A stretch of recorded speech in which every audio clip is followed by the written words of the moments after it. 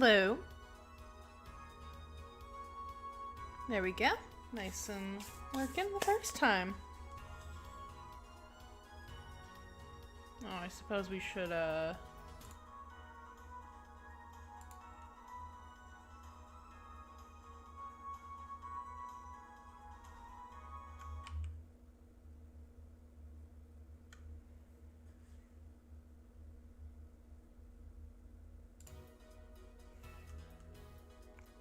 let that play out.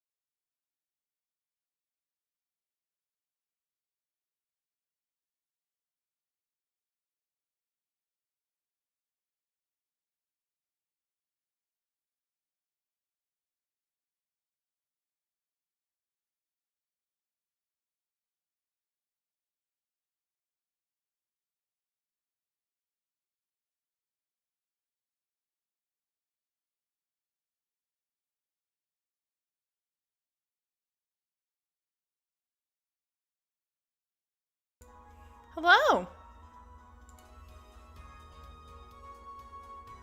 Just get this started.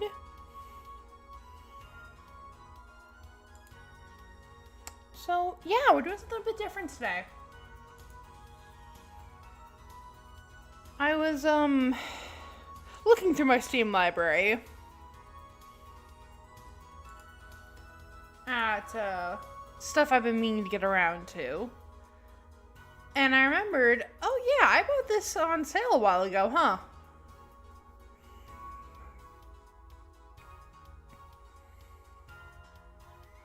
An owl and...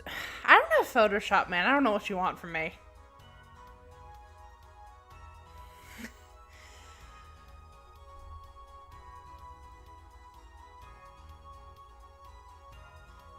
I don't know. I'll figure it out.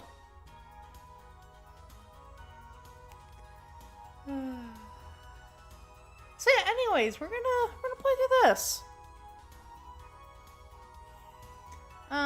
So I have played through the first 3 Phoenix Wright games, and I love those. Those are really good. I played through a little bit of the first case, but I didn't get all the way through, and I don't really remember much of it, so I'll pretty much be going in blind. I only know bits, like, I've only ever seen bits and pieces of this game, so I don't really know much of what happens. But yeah, let's experience it. Yeah, so, Ace Attorney games, they're visual novels. So it's gonna be a lot of me reading out text.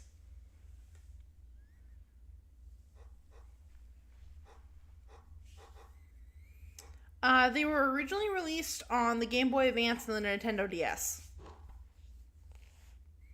Yes.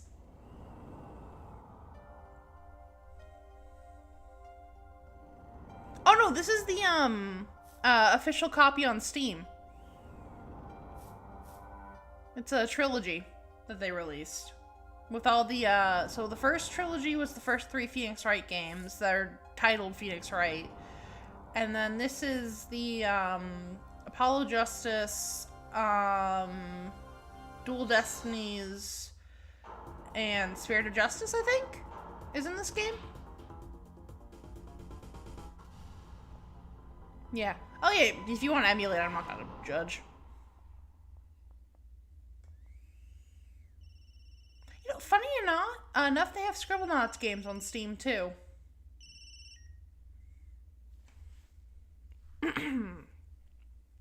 Oh, this is on auto? Shit.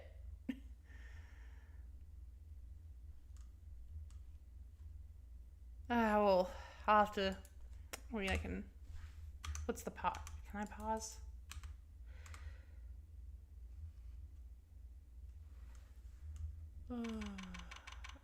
Options. No, I guess autoplay was just on for that cutscene. Okay.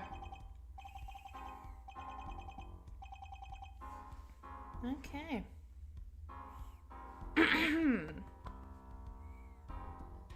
Oh, I should make some tea for this. Panicked. Palms sweaty, I can admit it. I'm nervous. Ah, good morning. Good morning, sir. You look tense, Justice. Wound up tight. What, wound up, sir? No, I'm loose. I'm fine. That screeching noise. Is that your voice? I suppose it's to be expected. First trial, and it's a homicide. I guess justice doesn't start small, eh? I'm fine. I got up at 5 a.m. to do my Chords of Steel voice workout. I'm fine. Ah, that explains it. I did detect a certain rasping quality to your screech. I overdid it again. As you know, your client today is a good friend of mine. I wouldn't want to let him down, if you get my drift. Drift gone, sir. I'm all over that drift. As it happens, I dined with him on the night of the murder. We can't let this case fall through. Yes, I'm fine, sir. One more thing. Don't say you're fine quite so much. People might take you the wrong way. I'll be preparing our case. You might want to introduce yourself to the client.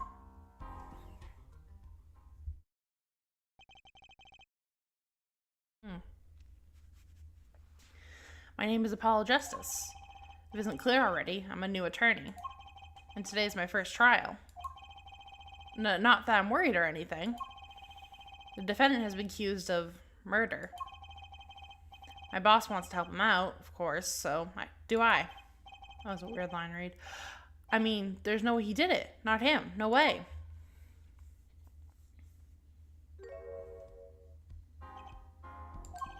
Whoa.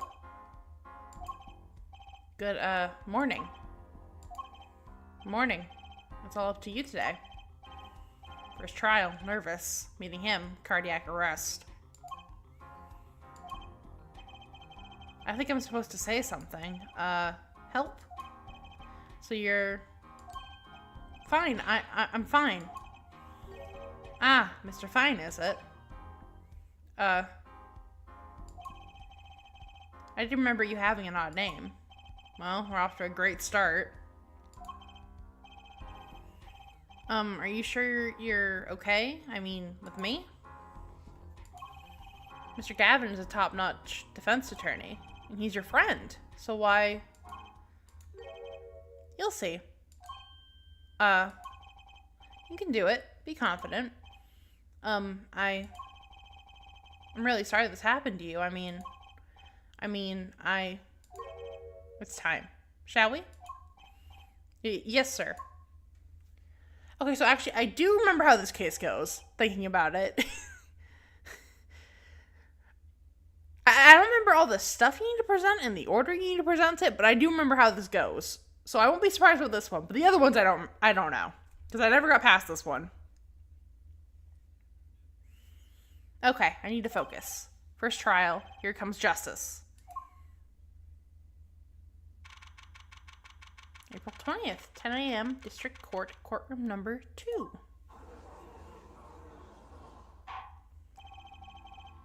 The court is now in session. Prosecution is ready, Your Honor. The defense is, fine. I mean, ready, Your Honor. Mind going blank. Don't panic. Too late. Your name was Mr. Justice? And this is your first trial? Yes, Your Honor. But I'm fine, really. Are you quite sure? Your voice sounds a bit strained. Ahem, Mr. Gavin? Yes, Your Honor. I was under the impression that you would be heading up this case. That was my intention, yes. However, a defense attorney must always see to his client's wishes. My client specifically requested Mr. Justice. Well, of course he wants justice, but to entrust his case to this greenhorn, why? I do not exaggerate when I say that you're the best I do not exaggerate when I say that you're the best defense attorney in town, Mr. Gavin. Okay, so Gavin's got trial experience. Fine, but does he have cores of steel? Let's begin. The defendant may enter the courtroom. Why is it that everyone in this game is always getting accused of murder? Like, all the main characters. This is truly an unfortunate turn of events. I'm sorry we had to meet again under these circumstances. Long time no see, Mr. Wright. Let's put the past behind us, shall we? These days, I'm merely Phoenix Wright, piano player. Mr. Wright, how could this have happened? I won't speak of it further, then. The prosecution would be so kind as to explain the charges, Mr. Payne. To think you entered this room a fresh attorney. To think I saw you enter this room a fresh attorney, and now I'll see you leave in chains. Ah, Winston Payne. Subtle as ever, I see.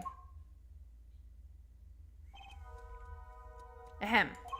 The crime occurred at the Borscht Bowl Club, a Russian restaurant. The defendant, Phoenix Wright, took the victim, a customer, and he hit him, wham, on the head, smack, killed him cold. A customer at the restaurant, you say? And the defendant, you say he was the pianist for the club, it seems.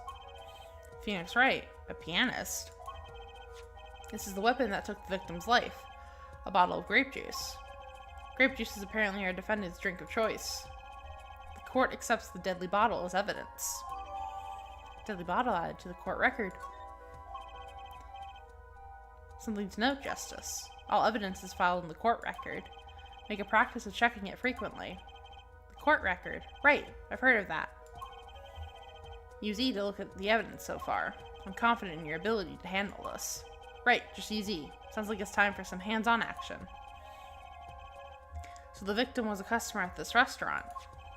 But just who was this, Shoddy Smith fellow? We believed he was a traveler, Your Honor. A traveler?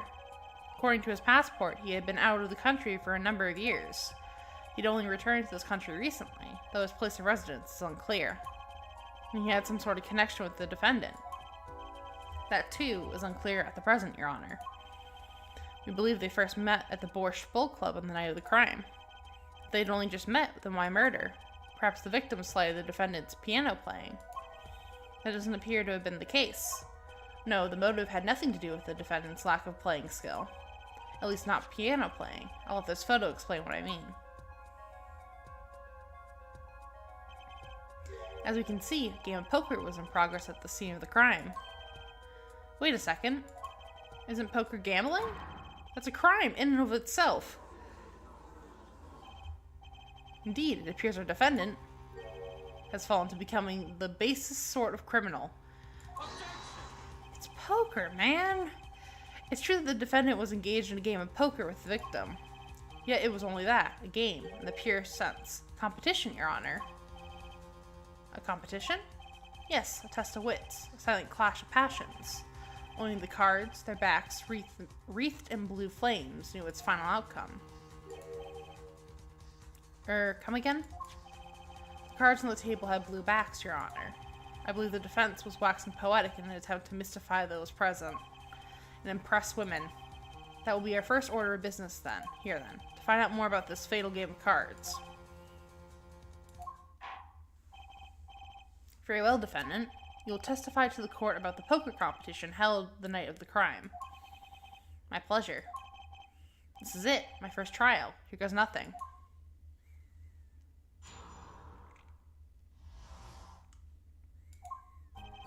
I'm a pianist by trade, yet I can hardly play at all. My real job is to take on interested customers over at the poker table. The room where we play and the competition in there are the club's main attractions. The rules are simple. We play a game of poker using 2 decks of cards. That's all it is, a game, and our customers are happy. Pianist who can't play piano. Better than a defense attorney who can't defend. Very well. The defense may begin the cross-examination. We're right, Your Honor. My first cross-examination. Don't blow it. Are you alright? You're sweating bullets. Bullets. Where? It's a figure of speech, Justice. Your voice sounds strained and raspy, too. My brain feels strained and raspy, sir. You've watched me perform cross-examinations many times. Though you've never done one yourself, have you? Care for a refresher? What to do? Should I ask Mr. Gavin for a refresher course in cross-examination? No thanks. No need for help here, sir. I think I've got this one covered. I think you better do more than think, you know. Or you do not. I'm fine. The cords of steel are ready for battle. My weapons. Press and present. Find any inconsistencies and any lies in the testimony and reveal them to the court. That is the cross-examination. Learn it, know it, do it. Inconsistencies. Lies. Phoenix Wright. As if. Phoenix Wright would never lie, and it's up to me to prove it. The defense may begin the cross-examination.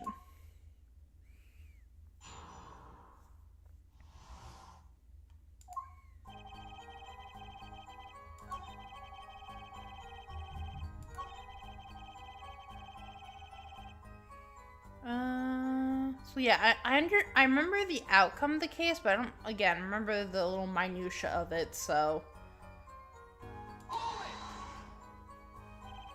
The room in the crime scene photo is an attraction. It has quite a history, actually.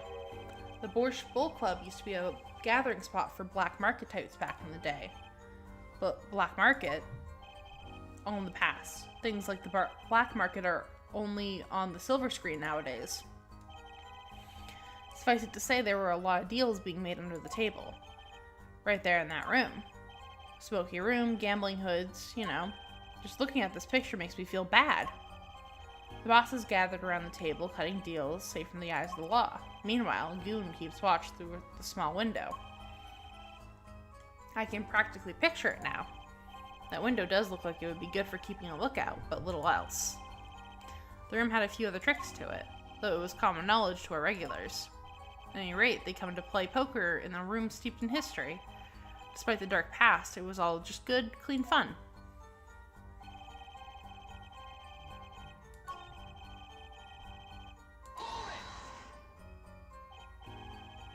So you claim you weren't gambling? That's right. It was simply a game. You didn't bet any money? Not even a little? The only thing at stake in our game was pride itself. Well put, Mr. Wright. I've got a mind to play a hand of poker myself. The stakes, your fate. Can we get back to the trial now? Can't imagine Mr. Wright lying in a testimony. Isn't it a little early to be jumping to conclusions? This is your first cross-examination. Take it slow. If you need more information, don't forget to press. Right, I've got it. I'm fine. Time to listen to that testimony again. Just press everything, I guess. I mean, if in doubt in these games, just press every statement. You'll probably find something. You can hardly play. Oh, I play sometimes, when customers demand it. So I play them one song. That's usually all they want. So that's supposed to be a boast just now? The title of pianist is a mask, a respectable face I wear for the world at large. And then, why are you really at the Borscht Bull Club? Did I already press this? No, I didn't press this one. They pay you just to play poker.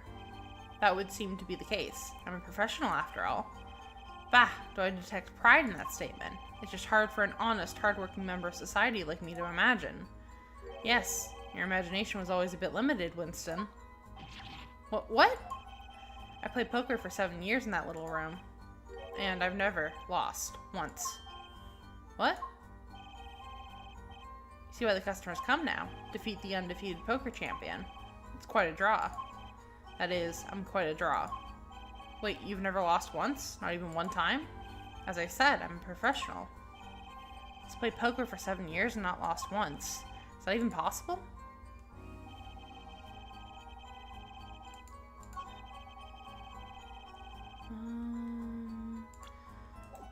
How do I...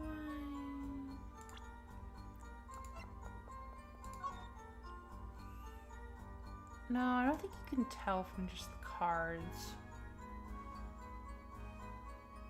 I mean, maybe from the chips? Is it that he lost? But no, it's not part of his testimony.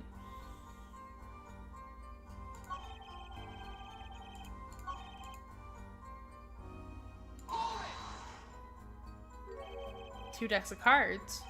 A simple measure to prevent cheating. If you alternate two decks, no one can slip in cards. There's something else I noticed. In addition to the cards on the table, there are some lying scattered on the floor.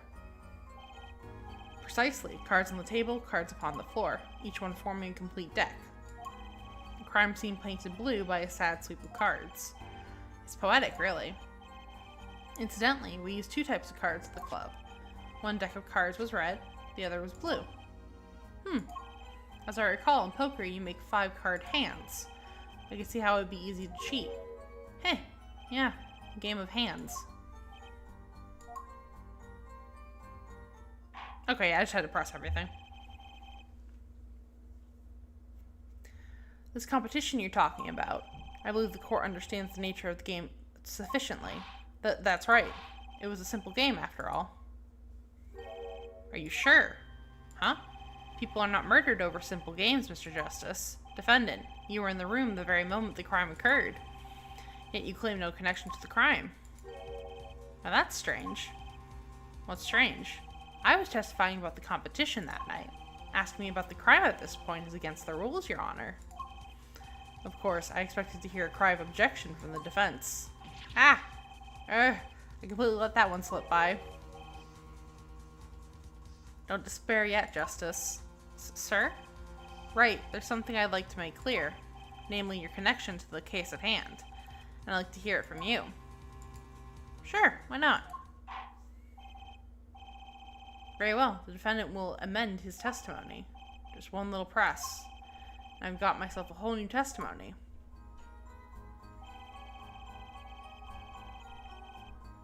I pled silence regarding the murder, but I will say I never touched the murder weapon. Okay, I'm pretty sure I have to present this. Yeah, because I gotta present the bottle.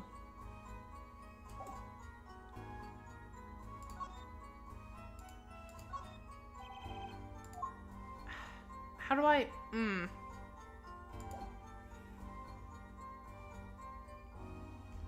R? There we go. So you say you didn't touch the murder weapon. This grape juice bottle, right? So I said. Something the matter, Mr. Justice? Too bad our new defense attorney never learned how to play dumb. What's this, Mr. Payne? I examined the bottle in question, you see. It was covered in the defendant's fingerprints.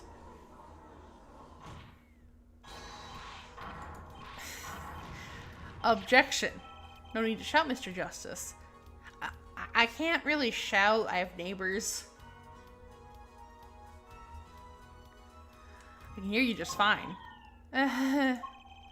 Excessive yelling can damage the judge's ears and our case. But what about my cords of steel? Anyway, what's so strange about the fingerprints on a bottle in a restaurant? Well, that's true. Prints alone don't prove he did it. Oh, they wouldn't prove a thing. if they were normal fingerprints. Huh? The fingerprints on the murder weapon were upside down. What does that mean? It means he was holding the bottle inverted. And there can only be one reason for that. Okay, there could be so many reasons that happened besides braining someone with the bottle. Yes, to brain to brain someone with the bottle. Ah! Mr. Gavin, I think things just took a turn for the worst. Oh? I see no problem, Justice. Huh? The only thing that matters is the truth. There's a good reason for everything. You'll see. Defendant, can you explain your fingerprints on this bottle to the court? I stand by my plea of silence regarding the murder. For now. He's just making things difficult. Like, I understand he has a plan on why he's doing this, but, like, he's putting a lot of faith in Apollo, someone who has proven himself to not be that competent. But I guess Phoenix Wright's whole thing is that he bluffs until he wins, so. Not very cooperative, are you? This could hurt your case.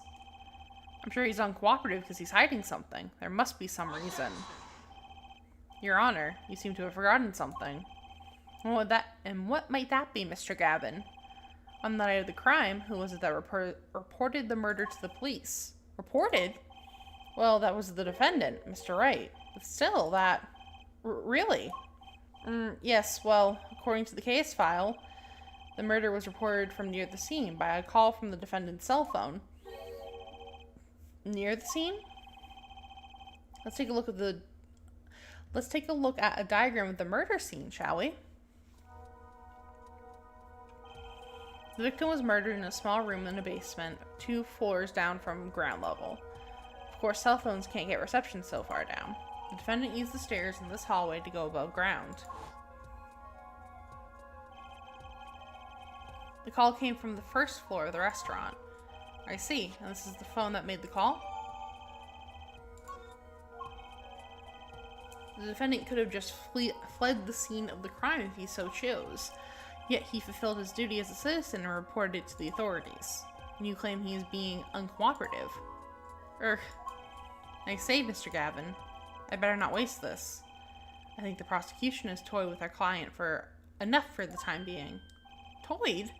I assure you, no one is more serious about... What was it you said? The defendant was in the room the very moment the crime occurred? How can you possibly know this? That's a good question. How indeed? The answer is simple, Your Honor. The prosecution has a decisive witness. Hee hee hee. You're as good... That was bad. You're as good as they say you are. So someone else was in the room the night of the crime. That must mean they witnessed the crime. Everything up till now has been a warm-up, Justice. Are you ready? Very well. The prosecution may call its first witness to the stand. The witness will state her name and profession. Hold on just a moment. Where's the witness? I surmise that she has been frightened by the defendant's demonic-looking horns. So I used a little hair gel. Relax, people. Have no fear. If any horns pointed in your direction, this court will cut them off. You are sure? I swear it on my gavel. Please, come out. Isn't violence against hair a crime, Your Honor? Well, if you are sure it is okay.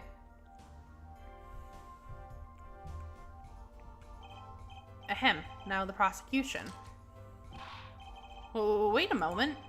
Would the prosecution care to explain this witness's, paraphernalia? Yes. She's a professional, Your Honor. Those are merely the tools of her trade. And that would be... My name is Olga Orley. I'm employed as a waitress in Borscht Bull Club restaurant. Then why the camera? Of course, it is my pride to serve borscht that is naming restaurant. But I also perform, how's it said, other service. I take it one of these other services is taking the customer's pictures. Da. Like, for example, this one. But that's the defendant. Indeed, on the night of the murder, man in white hat is the one who gone kaput. Indeed, that is the victim. Order, order. This is quite a piece of evidence to casually drop into our laps. It is the same way as I drop cold bowls of borscht on laps of customers. Casually. Then the court will casually accept this new evidence. Now, witness, where were you at the time of the murder? I was in room. The hideout, we call it. Excuse me? The hideout? It is room where famous gangster... Bad guy? I didn't realize that until I said it out loud. I love the names in this series. They're so bad. Bad guy was arrested. Is room where murder took place. What? Your look of utter surprise. It is lovely. I will post by courtroom door later for you. Da. Photos will be numbered and you will write which ones you want a copy of. So there were 3 people in the room at the time of the crime. The victim, Shadi Smith, Mr. Wright, and Olga Orley, our witness. And if Mr. Wright isn't the killer, that means... Very well, witness. You will testify to the court about that night's events.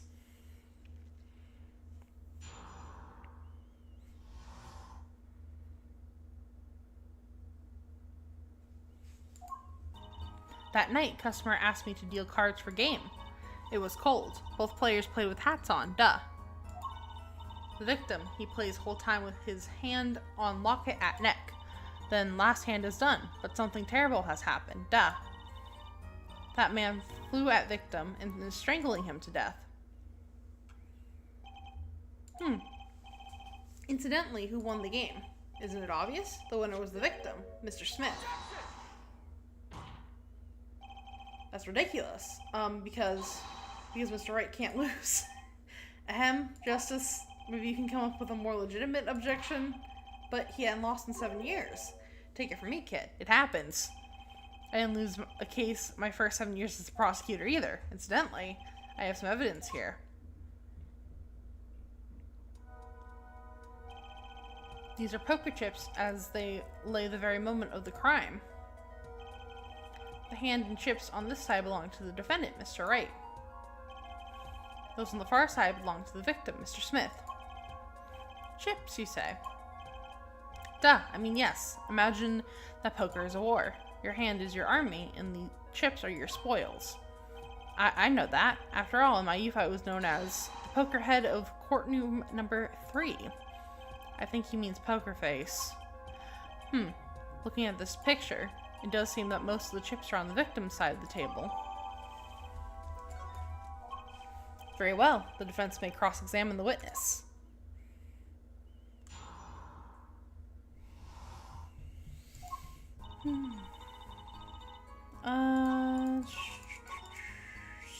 Strangling is the first thing that stuck out to me. But the defendant would never do such a thing. Apollo! Come on, man. Well, no, I can't say I've ever heard the defense try this tactic. If possible, please refrain from embarrassing me. Still, why would anyone do this why would anyone do something like this over a game of poker? Perhaps it is because defendant has lost game? Yes, crushing defeat for a man undefeated. So it was always with men like him. Winners make sore losers. Oh, how the mighty fall. Go ahead. I believe you know what it is you need to do. Right, sir. Leave it to me. There are only 3 people in the room at the time of the murder. The victim, Shadi Smith, Mr. Wright, and if Mr. Wright isn't the killer. I've got you now, Orley. Okay, so do I have to present the, autopsy report or whatever? Yeah, probably have to present the autopsy report. Oh, really? Strangled, you say? That's odd. Duh, normal customer only choke on borscht. No, I mean, this report shows that the victim died of a blow to the head. Ah! Mr. Orley, really now? Did you witness the crime? Eek! And the animations in these games are always so good. Looking at the picture, it doesn't seem like he was hit. He's still wearing his hat and everything. It is a fact that he was hit, Your Honor. Here's a photo we took of the victim with his hat off during our investigation. Well, that's quite shocking, isn't it? His head certainly was hit. But, I've seen it happen. The defendant, who lunged at victim, his neck. Oh, really, Miss Orley? I think I caught you in your own lie this time. Justice, I admire your enthusiasm. Perhaps you should think this through once more. What do you mean? I found a contradiction. There's only one thing in her testimony that troubles me. Very well. It seems we should continue the cross-examination. Such a thing as thinking too much. This horse is dead, so let's stop beating it. There's such a thing as thinking aloud too much, too.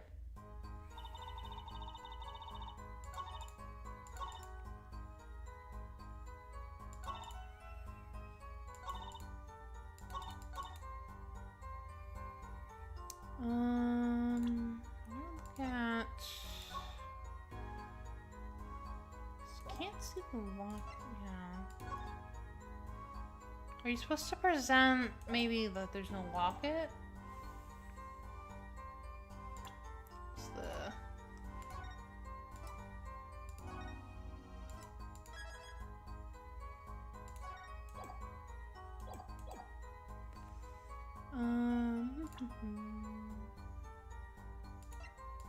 Probably this, I imagine, because there's no locket. You know, there was one curious part in her testimony, just like Mr. Gavin said. But what does it mean? Mr. Justice, would you care to explain what it is you're thinking so intensely about? Recall the testimony, Your Honor. The victim played with his hand on his locket at his neck, I believe she said. I hope you aren't about to raise an objection to the witness's grammar. No, but look at this photograph. Do you see a locket on the victim's neck? Well done, Justice. I'm impressed. I knew you'd be able to handle this. But what does it mean? If we are to believe the witness's testimony as is, then the locket disappeared following the victim's death. Lockets don't just disappear, Your Honor. It's quite simple when you think about it. If the locket is gone, someone must have taken it off, no? Taken it off. Wait, you don't mean... The defendant wasn't strangling the victim at all. He was taking off his locket. Wouldn't that explain it? Ah!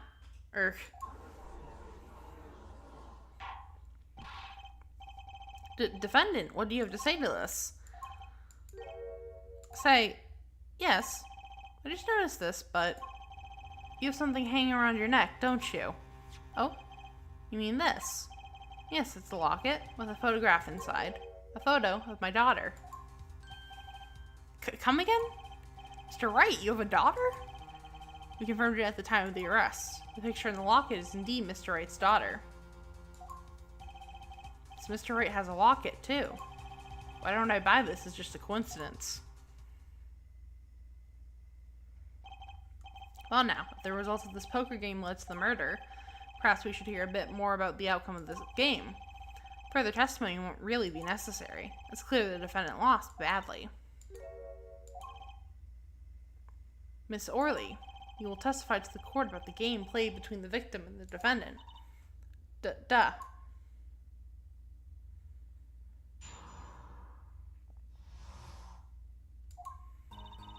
The game began with 3,500 point and chips for each man. House chips come in two sizes, small and large. The one who was winning, it was the victim. For last hand, defendant play with all chips on table and lose. The moment loss was decided, defendant grabs bottle from table and... Indeed, looking at this picture, it does seem to be a one-sided game. As the court knows, poker was the defendant's life. Failure must have been a bitter pill to swallow. Ah, how many times have I heard these words? I done it in a fit of anger, Your Honor, and now I regret what I have done. Common tale, but true. Methinks the judge watches too many old court movies. Mr. Wright said he hasn't lost in 7 years, so his testimony must be wrong.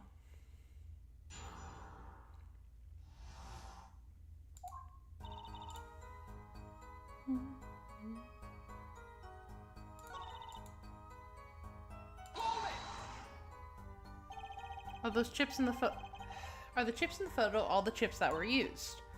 Duh, of course. Something's fishy with these chips. Should I press harder?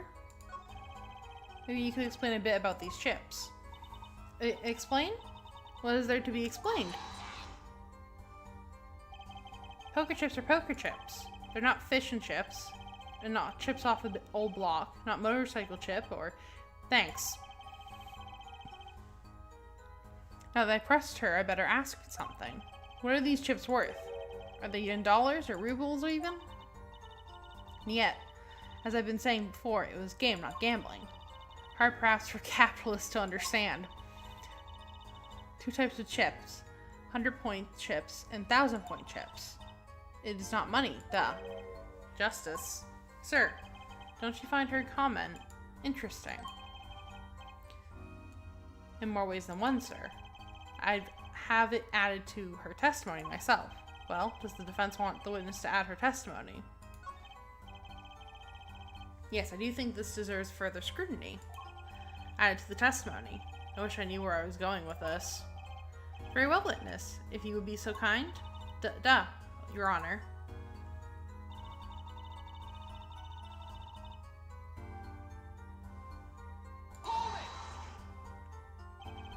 Mr. Gavin said this testimony is important. To be honest, I have no idea why. Mr. Justice, do the court a favor and think of what you want to say before raising your hand. We are not in kindergarten. Sorry, I'm fine. I better think of something to ask. And quick. 2 types of chips. Duh. The small ones are 100 and the big ones are 1,000. Right? Of course. Ha! Don't waste our time. Sigh. Is that all? Yeah. Great. Mr. Gavin made me stop her, and now I'm the one who looks dumb. Oh, Justice? Please try not to embarrass me like that. Huh? Who? Me? There's a clear contradiction in the information you have in your hands. What? It's a simple matter of calculation. Go on, try it.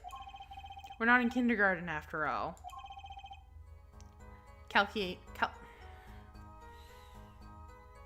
Calculation. What do I present it to, though? Because I know it wants me to present, this photo.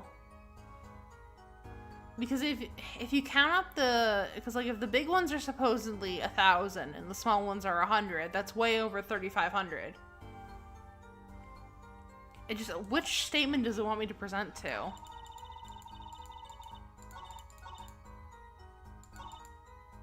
This one, maybe?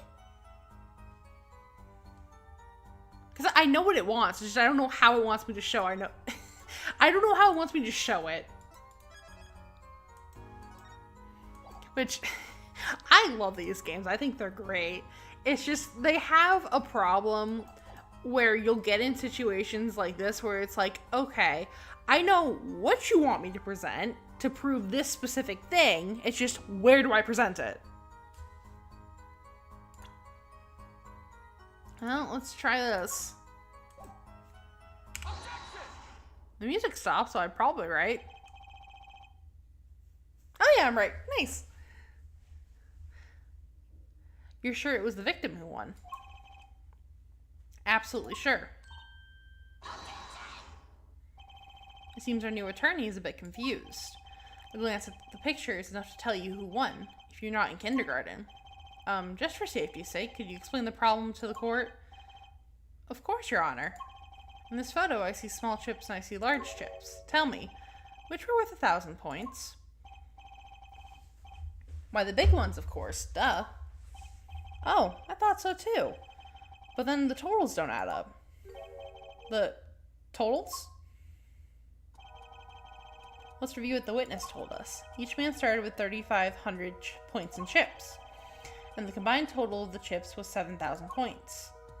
Yes, if my calculations are correct. Let's see. 3 plus 1 carry the 5. They are, Your Honor. Now, look at this photo that allegedly shows all the chips. If the big chips are worth 1,000 points and the small chips are worth 100, and you add them up, how much is it? Do it yourself. You weren't in kindergarten, are you? 10,600 points. The chips don't add up. This clearly contradicts the witness's testimony. But why? How could this be? Exactly, Justice. Now that you know the what, you must determine the why. Right, there's only one possible way to explain this contradiction. Starting points were wrong, chip count was wrong. I think it's this one? Each man began the game with 3,500 points. If all the chips are indeed shown in this photograph, then there can only be one answer. Well, what is it? The value of the chips was the other way around. What? Want to know what I think? The small chips were worth 1,000 points, not the big ones. Madness! Utter madness! Show me that photograph of the chips again. There are 6 small chips and 10 large chips. Well, it does make 7,000 points when you add them up.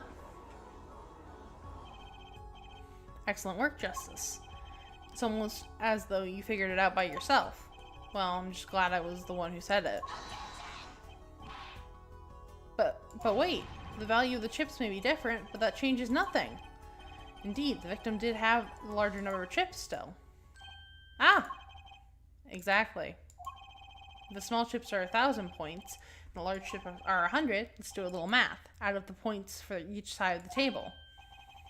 The victim, Mr. Smith, had 2,900 points. And it's going too fast.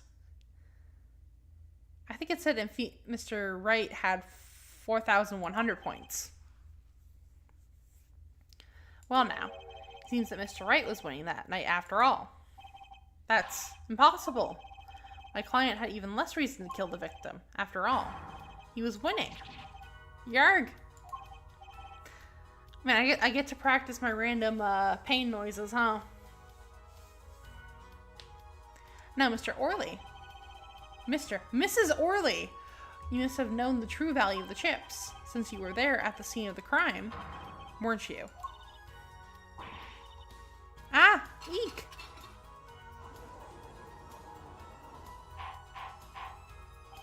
Order! Order! It appears our defendant has lost his motive, and Mr. Wright's supposed defeat never happened. Nah. I mean, seriously, come on. Excuse me, what is it, Mrs. Orley? I did not want to be saying this, but actually, you see, see what, Mrs. Orley? What do we see? In the last hand, there was cheat. Cheat? You don't mean a trick? Wait, or do you mean a scam? They're all the same thing. Yes, there was a cheat in last hand. That is why game ends with chips as they are. Great, just great. First we have lying, now cheating. Well, this case certainly has taken a turn. For the interesting. Witness, you will please testify to the court. Tell us about this cheating in the final hand.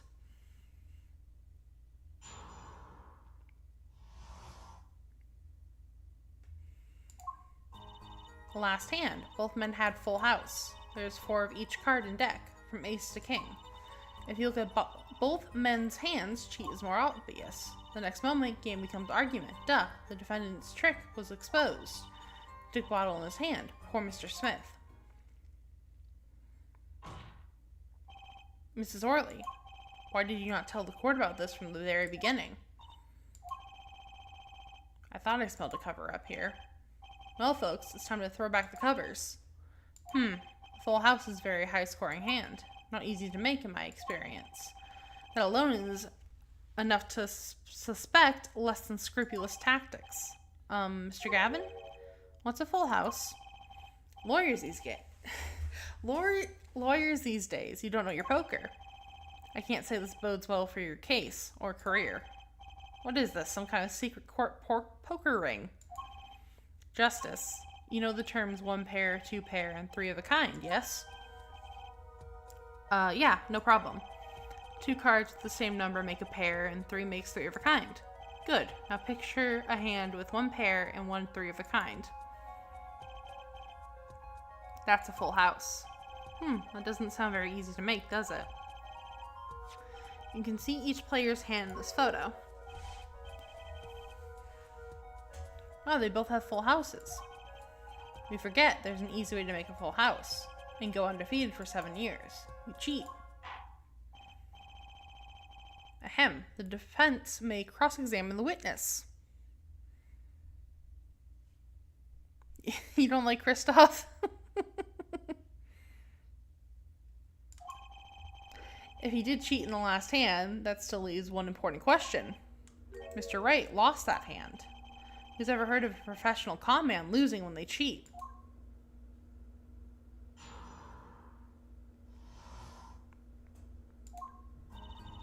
The last hand, both men had full house. Oh, I already read this out. Yeah!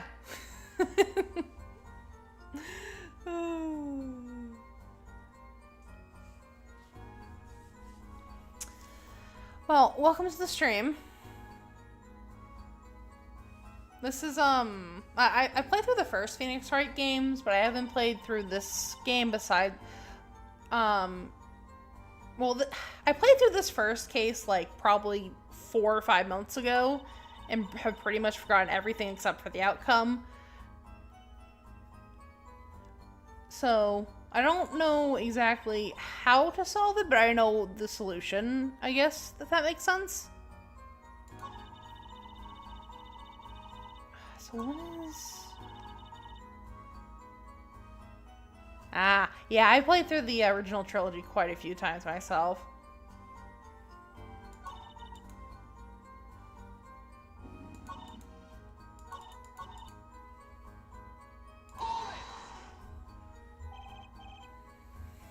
Yeah, I've only ever seen clips of the anime. I've also seen the outtakes of the anime. The outtakes are very funny. How is it clear? Duh, well, the defendant. He played a fifth ace. Fifth ace. I still remember both hands very well. Mr. Smith's hand has 3 aces. And Mr. Wright's hand, 2. Man, I'm struggling there. Okay. Obviously, cheating was afoot, or perhaps I should say a hand. Your Honor, perhaps this can be added to the testimony. Without Mr. Payne's joke? Very well. The witness will add this detail to her testimony, please. Okay, if I remember...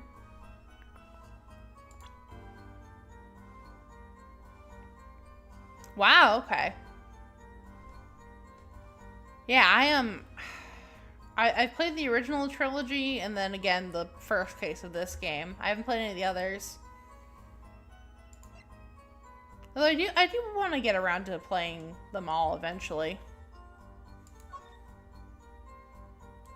Just one of those things where I haven't just sat down and done it.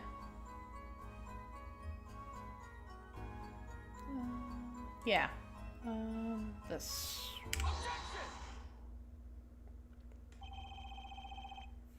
It appears the witness is mistaken. Mistaken, but my name... Look, this piece of evidence clearly contradicts what you said in your testimony. That's the photograph of the chips, is it not? Justice. Perhaps you ought to explain your point in the way the judge can comprehend. In other words, use your finger to point out your point. Yes, please point out the contradiction in this photo. How has this judge kept his job when he is so comically inept? How do I... Mrs. Orley, in your testimony, you made the following claim. Mr. Smith's hand has 3 aces, but you can clearly see the victim's hand only held 2 aces. So, if you've played every game, which one's your favorite? Eek! Well, maybe this witness was simply confused. Perhaps it was the defendant's hand that held the 3rd ace in question. Take another look at the evidence. As you can see, the defendant also had 2 aces in his hand. Where's the 5th ace? I see cheating all right, and it's going on right here in this courtroom.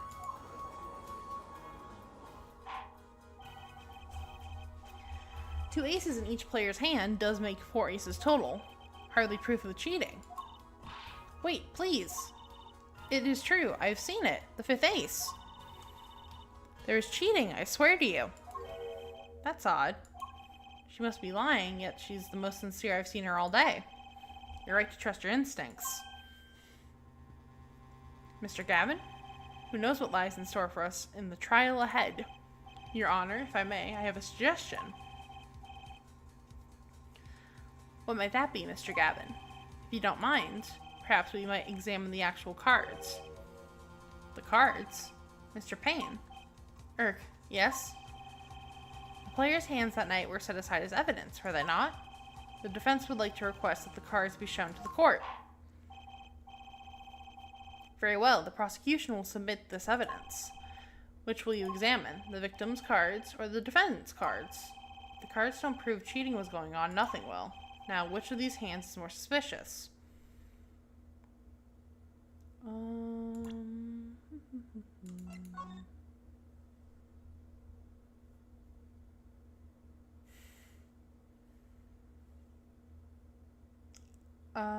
Oh god, what'd she say was... I need to look. What'd she say?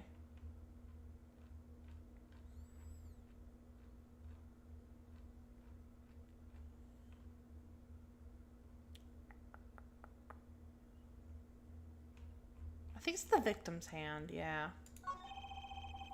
It was the victim's hand that changed over the course of the witness testimony. The defense requests time to examine Mr. Smith's cards. Very well. Mr. Payne, if you would.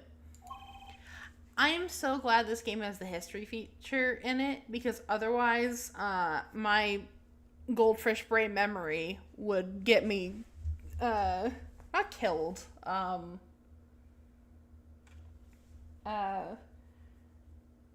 penalty to death? Whatever you want to call it. I would be losing a lot just because I wouldn't be able to remember certain details. Well, time's a-wasting. Get to it, Justice. Yes, sir. When examining evidence, be sure to view it from all angles and sides. Try using the arrow keys to turn it every which way, and B and M to zoom in and out. That should give you a better perspective on the case. Okay, let's do this. Can I control it with the... Okay, I can. This is one of the few games I like to play with a mouse and keyboard, as opposed to a controller. What? Your Honor, look at this. One of the victim's cards. The back is different. The back is a different color. That's impossible. But I put that card in Wright's hand. Ah! What was that, Mrs. Orley? No, yet. I merely said, I have eek. Your Honor, Mr. Gavin, yes? Tell me, what is the easiest way to cheat at poker? To cheat? I'll tell you. One merely needs a friend, a comrade, shall we say. The dealer. Wait, so you mean this witness, Mrs. Orley? She's the cheater, a professional, I'd wager. Yard! Order! Focus, Justice. Time to take advantage of her. Of her mistake. Your Honor, please recall the testimony we just heard. That's impossible, but I put that card in Wright's hand. Ergo, Mrs. Olga Orley conspired to cheat, not with my client, but with the victim, Mr. Shoddy Smith. Not only did she cheat, she cheated poorly. Therefore, it's not hard to imagine an altercation between her and the victim. What? Wait, you don't mean the defense isn't accusing the witness, Miss Olga Orley, are you? Witnesses get accused of murder in this courtroom constantly. Why are you surprised?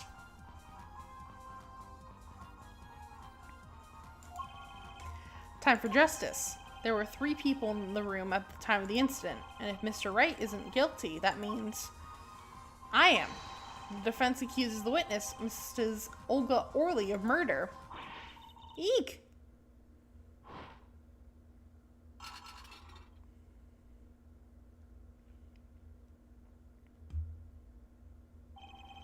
Mr. Payne, where is your witness, Miss Olga Orley? It appears she has lost, consciousness, Your Honor. Mr. Justice? Your Honor? It seems you've presented a new possibility to the court, one suggesting a connection between the witness and the victim, Mr. Smith. And that means this court cannot pronounce a verdict for the defendant at this time. Nick, what? I did it. I held out. I see no point in prolonging the trial this day. The prosecution will need to make further inquiries.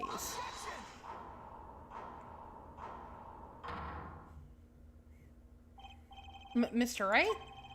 You can't end the trial here, Your Honor. Not yet. What nonsense is the defendant spewing now? Think. One of those cards had a different color back. Don't you wonder what it means? What are you doing, Mr. Wright? Raising objections right when you're about to get off the hook. Ridiculous. Mr. Payne, you of all people should know. Mr. Wright has a talent for the ridiculous. Perhaps we should get to the bottom of things. Let's clear up the facts about the game that fateful night. As was said before, we alternated between 2 decks of cards that night. That was said before. The 2 decks at the club have different colored backs, blue and red. 1 color per deck. Why use different colored backs? If we use the same color, the 2 decks might get mixed. You use different colors and they still got mixed up. We used the red deck for the last game. I see, but that's odd. For some reason, I have this impression that you were using the blue cards. Yeah, me too. I'm sure someone said something about blue cards. That kind of foreshadowing if what it's foreshadowing is going to happen in like 5 minutes. I mean, I guess it depends on how long it takes you to get through the case, but whatever. In the end, 1 card of the wrong color got into the mix, which means there was cheating. Yes, a card slipped into the deck that would seem to indicate cheating. Yet, this card raises 2 serious questions. Apollo? Yes? Let's consider the first question, shall we? Think. In the last game, when was the card swapped? When? There are 3 broad possibilities here. It could have been swapped before the murder, during the murder, or after the murder. Well, yeah, thanks to the news bulletin, Mr. Wright. Of course it was swapped. Oh? It might be as simple as you think, Mr. Payne, or it might not. I'd like to hear what Apollo thinks first. When do you think the card was swapped? When was the card swapped into the deck? Well, I know the answer, but perhaps it happened after the murder. What's that? Ridiculous. What's the point of cheating after the hands have been shown? That's ridiculous. It's silly. Yes, but tell me, how do you swap cards during the game? I'll take silly over impossible. Take it from me, son. There's a lot of silly in this world, but very little impossible. Oh? Even when the backs of the cards are different colors. If you pulled that during the game, you'd be caught in no time. Ah! Quite true. That would mean that the blue card in question was swapped after the hands were shown. After the murder. Okay, this is going past silly and straight on to crazy. I ask again, what's the point of cheating after the game's over? Who would do that? Who indeed? That's one of the mysteries before us. There's another? Yes, a simple but yet decisive question must be asked. Who swapped the red card for the blue card? Who? The game, murder, is done. The victim is dead. Only 2 remain in the room. Alive, that is. The defendant, Phoenix Wright, and our witness, Olga Orly. Okay, so who was it that swapped the red card for a blue?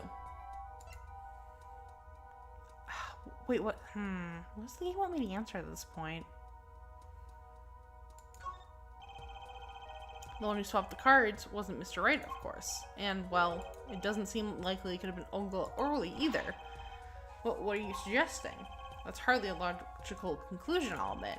As the defense, I think it only makes sense for you to name Mrs. Orly at this point. Yes, I know. But she was the one who dealt the cards, right? I just can't believe she would make the mistake of swapping the wrong colored card. And if the card was swapped during the game, it'd be obvious. Heh. I can't. I'm bad at laughing and making it sound natural. Something you'd like to share with the court, Mr. Wright? Oh, my apologies, Your Honor. I was just thinking about how much fun this all is. Fun? How about confusing? I have no idea what the defense is claiming, Your Honor. If the one who swapped the card wasn't the defendant, and it wasn't Mrs. Orly, then who was it? Yeah, well, that is the question, isn't it? Precisely. Huh? I believe we're about to see this case take a new direction. A new direction? We'll find that, indeed, after the murder, someone swapped one of the cards in the victim's hand. That someone made two critical mistakes. I'm sure you're going to tell us that the first was swapping the wrong colored card, because the one who did it, the swap, didn't know two colors of cards were being used. The other mistake was the number on the card. Right. The person replaced the fifth ace with a king. I'm sure whoever swapped it wasn't expecting there to be a fifth ace after all. All they knew was that the game had been won with a full house. So they picked up a king from the table and swapped it in. But there's one problem. According to our case record, this person doesn't exist. True, not until now. You have to admit the possibility of a fourth person, though it's more than a possibility. There was someone else there that night at the scene of the crime. What? I believe the judge spoke truthfully earlier. You do make trials ridiculous, Mr. Wright. This trial has proceeded on one central assumption. Namely that at the time of the incident, there were only 3 people in the room. I believe that this new evidence, shall we say, overturns that assumption. The problem is that you chose to conceal this information from the court. I suppose that is a problem, yes. Court is adjourned for a brief recess. Mr. Gavin, I'll see you in my chambers during this recess. Certainly, Your Honor. Very well. The trial will resume in 20 minutes. Man, Phoenix Wright loves causing problems, huh? Even when he's not the main character, he just can't help it. That was quite unexpected, Mr. Wright. To suddenly claim there was another person at the scene of the crime like that. I must ask, is it the truth? Well now, I think you would know the answer to that. Ah, being mysterious, are we? Sadly, I have no time for mysteries. I'd only ask that you leave the defending to your defense in the future. Otherwise, I cannot guarantee the outcome. I see you haven't mellowed out one bit, Kristoff. Justice. Yes, sir? The judge has summoned me to his chambers, so carry on without me. You did well, Apollo. Can I ask you something? Sure. That locket you wear. Is it really yours, Mr. Wright? Ah, you're wondering about the victim's disappearing locket. Here, you can take a look at it. That's a picture of my daughter in there.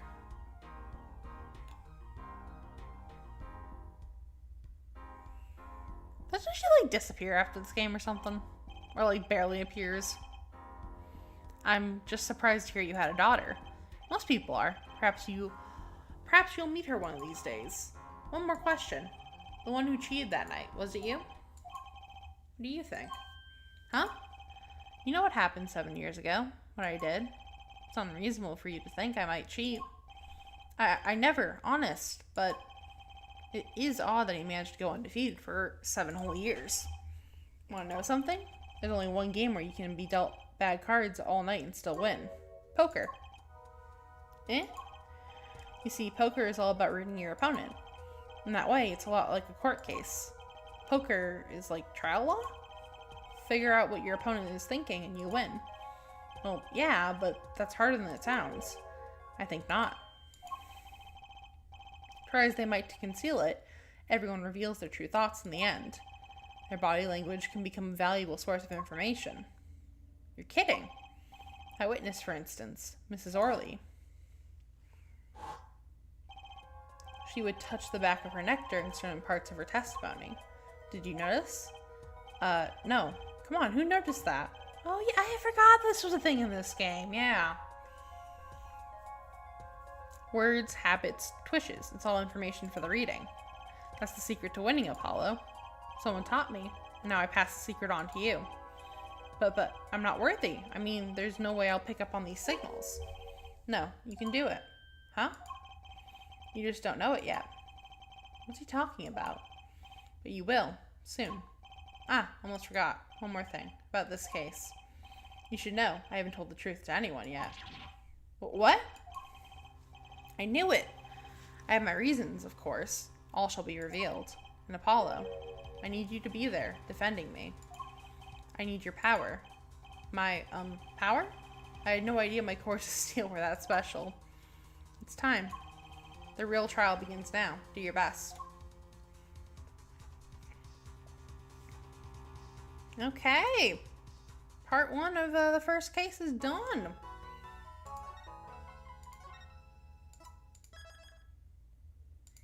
Let's get into the second part.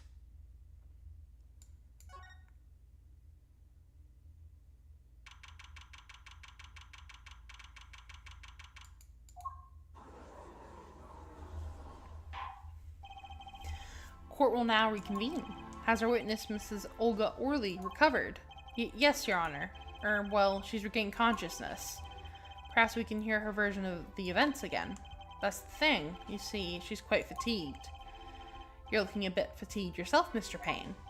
Sadly, fatigue is insufficient grounds for refusing to testify or prosecute. The defense would like to request that Mrs. Orley take the stand. Very well. The witness will take the stand. Perhaps you could repeat your name and profession?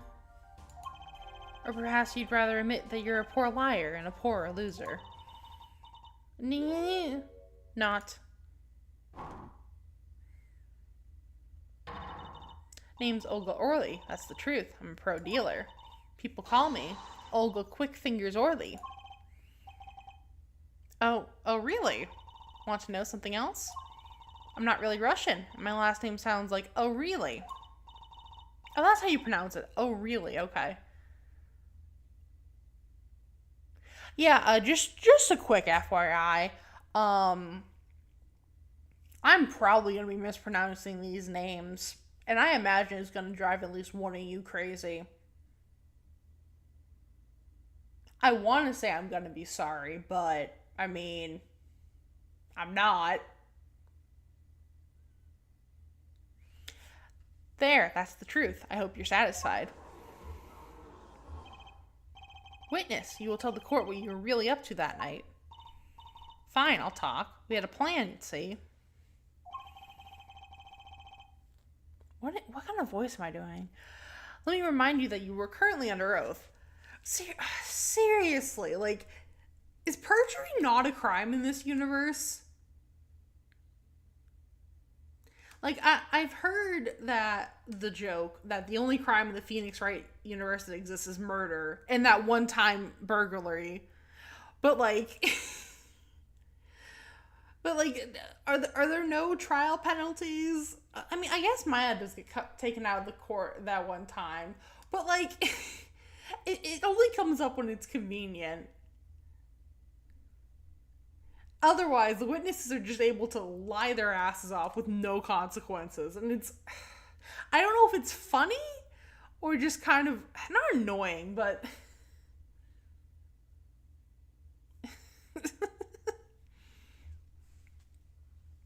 Sometimes it feels like the writers only remember it whenever it would be convenient to the plot. Any further fabrications will have serious consequences. Yeah, right. Fine. Like I said, I'm a pro. That guy Smith hired me to do what I do best. I was planted at the Borscht Bowl Club several days prior to the night of the game, as a waitress. So you were in cahoots with the victim. Not that he needed my help. Smith is a well-known poker player in some circles, but winning wasn't the main purpose of the game. It was about destroying a legend, the unbeatable Phoenix Wright. Plan was simple, elegant really. You see, we set up a trap of sorts. I was to plant a card in Wright's pocket beforehand, and then deal 5 aces during one of their games. When their hands were revealed, Smith would call him out and search Wright. He would then pull out the planted card, and the trap would snap shut. You swapped the cards. Exposed as a cheater and losing on top of it. I would have made a great double play. Just like that, the legend would be dashed to pieces. Indeed. Getting caught red-handed at cheating would cast doubt on all his prior wins. A 7-year legend, destroyed by one little card. That was the plan. Oh really? How droll. But it appears you made quite the mistake. A mistake? I agree, the trap was elegant. Yet what happened to that planted card? Hey, that's right. He's lucky, I'll give him that. You'd have to be to slip free from a trap laid by Olga Quick Fingers. Oh, really? Oh, really? The witness would be much cuter if she dispensed with the evil mastermind shtick. Cute? Must be cute. I'm not cute. I'm bad. You hear me? Bad. When you're through being bad, perhaps you could testify to the court. Tell us about this trap and how it was sprung.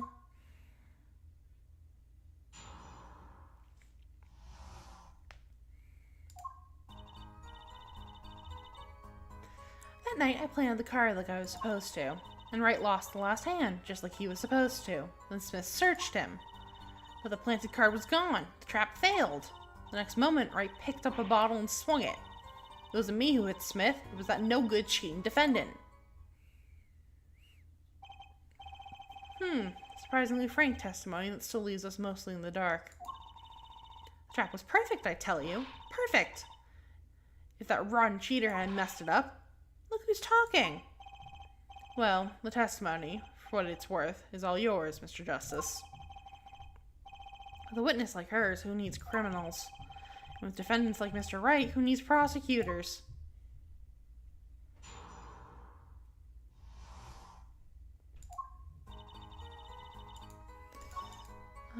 Let's press this. So everything went according to plan. Exactly. The 5th ace came up, so it's obvious the switch went off without a hitch. Once the extra card was found in his pocket, Wright would be forever known as a cheat and a fraud. There are worse things to be known as, I suppose. Tell us what happened with the search.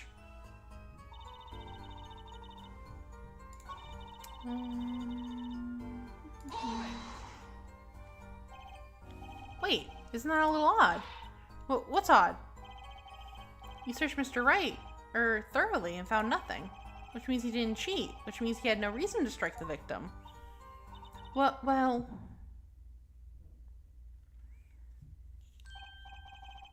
What was that just now? I sensed something. Something wrong, Mr. Justice. Nothing, Your Honor. What to do? Should I press her a little harder? Mrs. O'Reilly, you're hiding something. What are you talking about? Me? Quick Fingers O'Reilly? Hide something? The defense will refrain from baseless accusations. I have one question for the witness, then. You say you saw the moment the defendant hit the victim. Is that true? Of course it's true. I did see it, honest. I saw it when Mr. Wright hit him. I saw it when Wright hit him. With my own eyes, I saw it. What's this weird vibe I'm getting? That witness, for instance, Miss O'Reilly. She would touch the back of her neck during certain parts of her testimony. Did you notice? touching her neck, was it? Oh.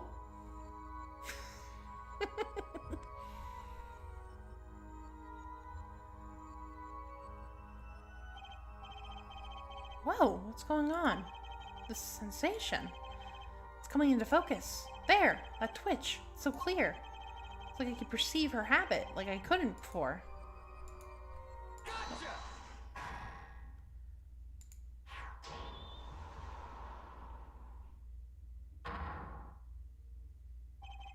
Mrs. O'Reilly, perhaps you're unaware of this yourself.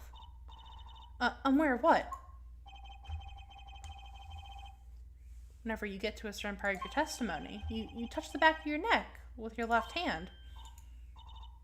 My neck? So what? What indeed, Justice? I hadn't noticed anything of the sort. When she says that part of her testimony, she's subconsciously recalling something. Her body reacts to the memory, and she touches her neck. I'm sure of it. Memory? Would someone care to explain what he's babbling about? This is highly unusual, but let's ask the defense. You claim the witness is remembering something. Maybe you have evidence of this memory to show us. Her habit is scratching her neck whenever she talks about the moment of the crime. So what would remind her the most of the moment of the crime? Mrs. O'Reilly, whenever you recall the crime that night, you scratch your neck. I've noticed it happens whenever you think about the moment of the crime. Must be some reason behind this habit of yours. I believe the weapon left an inerasable impression on your neck is this. Sorry about all the banging. My neighbors are being louder than normal.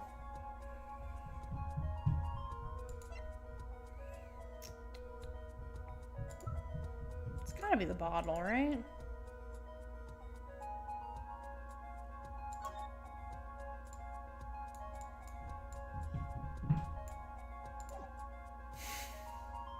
What are they doing up there? Sounds like someone just fell over.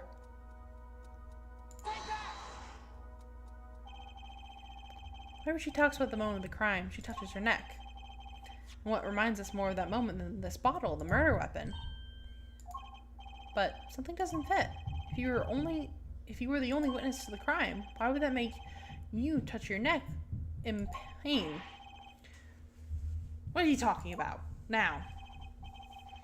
It was Mr. Smith, the victim who hit you. It was Mr. Smith, the victim who was hit, not you.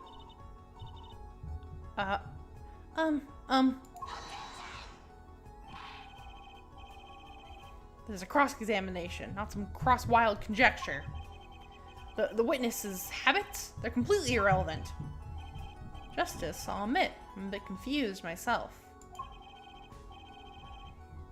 This is certainly a unique cross-examination. I'll explain later. Just trust me. Now's our only chance to break her. Mrs. O'Reilly, please testify in detail about the moment of the crime, the very moment. Yet, I am knowing nothing. We know you're not Russian. The witness will testify, please, now. I'm trying to do a voice, like, I'm trying to find a good voice. I'm not good with, like, changing my voice for stuff, but I want it to be a bit more entertaining than just reading out my regular cadence.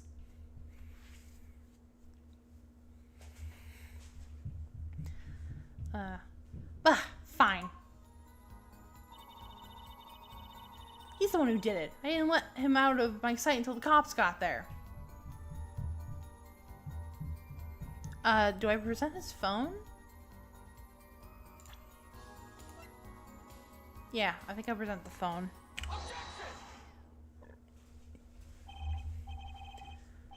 Mrs. O'Reilly, we have a record here that clearly contradicts what you said. It states that the police were alerted by a report from the defendant. It And we know that the defendant left the room, climbed the stairs, and made the phone call from the first floor of the Borscht Bowl Club. Ah! So explain how you kept your eyes on the defendant when he left the room entirely. Eek!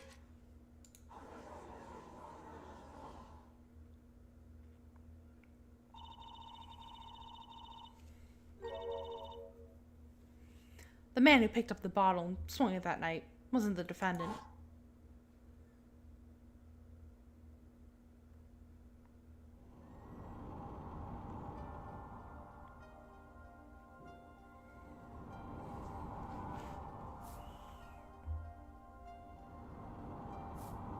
Yeah, I've already kind of lost the plot in the voices, but for the next case, I'll try to do better.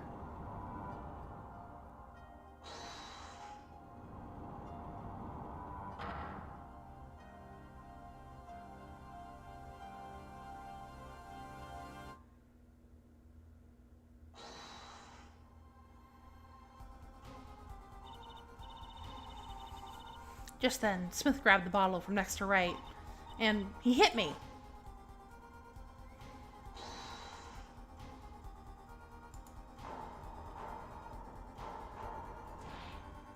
Eek! When I came to, the victim was already dead. Is that it? Oh, wrong voice. That was the judge. That's why I couldn't reveal who I really was. If it came out I was in the league with Smith, I'd be a suspect for sure.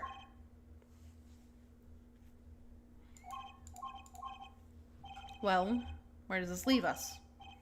Madness. This is madness. I'm dreaming. It must have been me who was hit with the bottle, and I'm imagining all of this. It appears our prosecution is at his wit's end, and frankly, I can't blame him. Mr. Gavin, what do you think about this turn of events? Mr. Gavin, sir? I believe that, as the defense in this case, we are compelled to call Miss O'Reilly a big, fat liar. What? 3 were in the room that night of the murder. The defendant, victim, and her. And she has a motive. A motive? Her plot foiled. The witness got into an argument with her client, Mr. Smith. And the denouncement of that argument... No, that's not denouncement. That's a French word, isn't it? God, I suck at pronouncing French.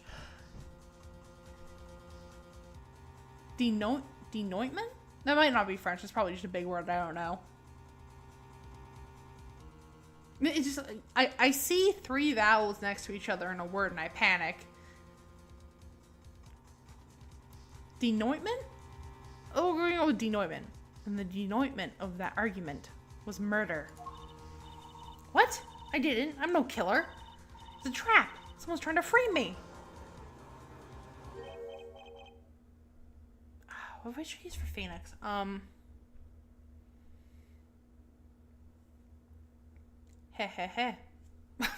that sounds awful.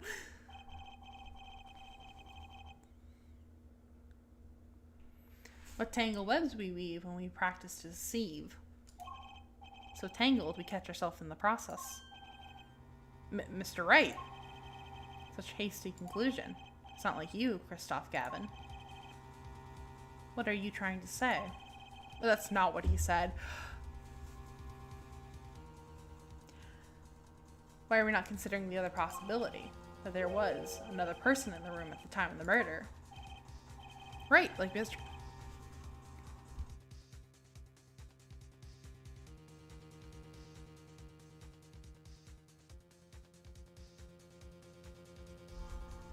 Oh, sorry, I'm just choked.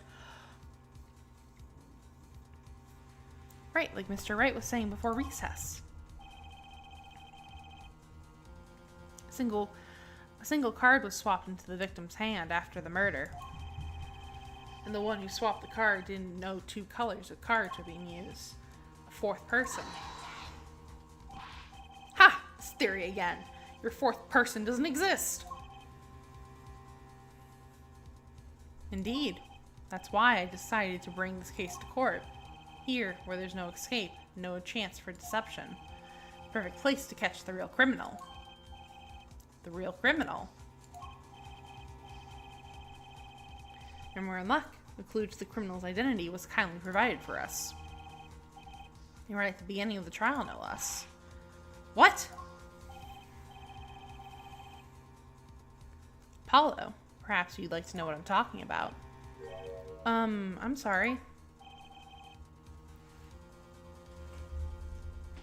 Remember what I said. The fourth person who swapped the cards made one critical error. He or she wasn't considering the color on the back of the cards. Right, but how could such an obvious mistake occur? The cards were used for the last game were red. Yet there is one person here, in our court, who thought the cards were blue. Yeah, I had that impression too, but why? Well, Apollo, do you think you can figure out who it was? It's not me, I swear! Who's this fourth person? Why do I always get put on the spot like this? Let's hear what the defense has to say. Who was it? Who thought the cards used in the final game were blue?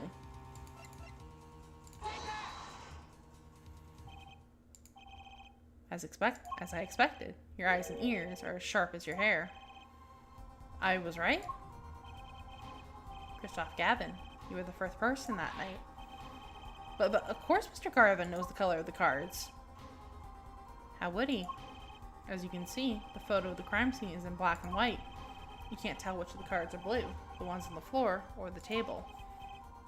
But look! You can see the colors in this photo. Yes, but when he said the cards were blue, it was well before this evidence came to light. It is true that the defendant was engaged in a game of poker with the victim. Yet it was only that, a game in the purest sense, competition, Your Honor. Competition? I don't know why I'm reading this. We've already seen this. We've already seen this. Well, Christoph. Mr. Gavin? Mr. Gavin, is something the matter? No, nothing. Excuse me. It was all just so sudden. Right. You aren't seriously accusing me, are you? Oh, Christoph? You know even I'd never take a joke this far. This has gone beyond ridiculous, beyond dumb. This is insanity. The defendant is accusing his own defense attorney of murder? I assure you, I'm quite sane. What possible connection could Mr. Gavin have to the victim? I wasn't aware that I had a connection to Mr. Smith either. Yes, but Mr. Gavin and the victim have never even met. Well, what if they have? Huh? There is a possibility, after all. They may have met that night, before the game started. What are you suggesting? Is this the truth Mr. Wright has been silent about? Well, only one thing to do. Mr. Wright, the defense would like... Oh, God damn it, I did it again.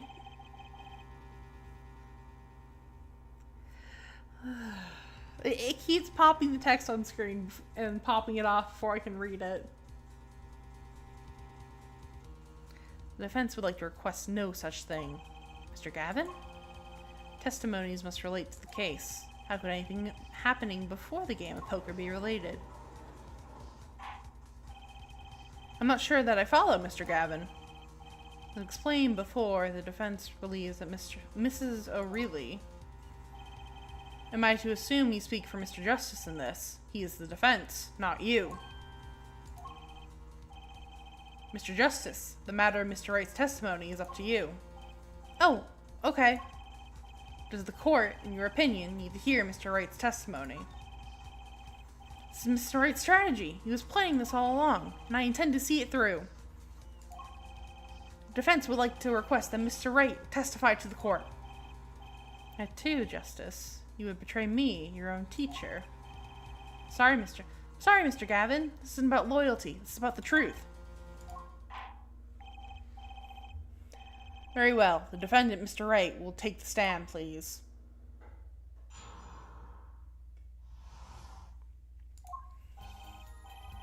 That evening, Christoph and I had dinner. We sat at the table in this photograph. Charlie Smith walked in 5 minutes after Christoph left. When the trap failed, Smith hit the waitress. The girl was knocked out cold, and Smith was uncontrollable. I left to call the police. When I returned, he was dead, blood streaming from a cut on his forehead.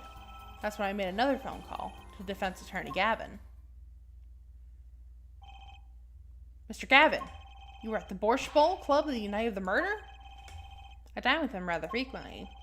And he talked to the defendant over on the phone directly after the murder?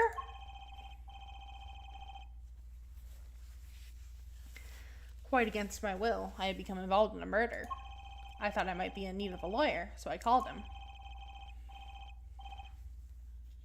You were planning this all along, weren't you, right?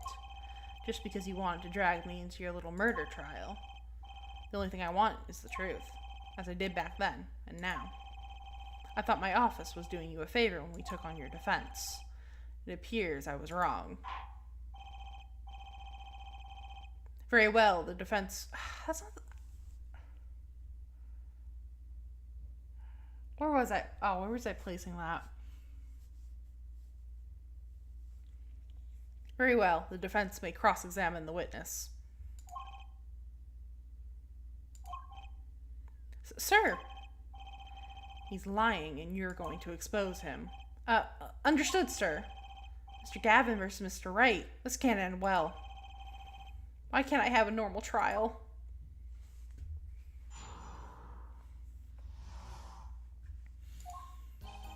That evening, Kristoff and I had... Oh, yeah.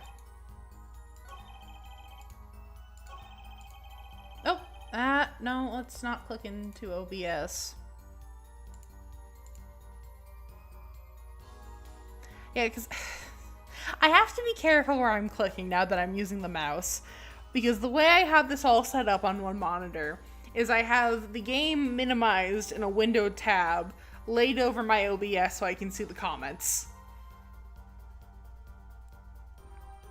So if I go too far off screen, I accidentally click into OBS and have to fix it.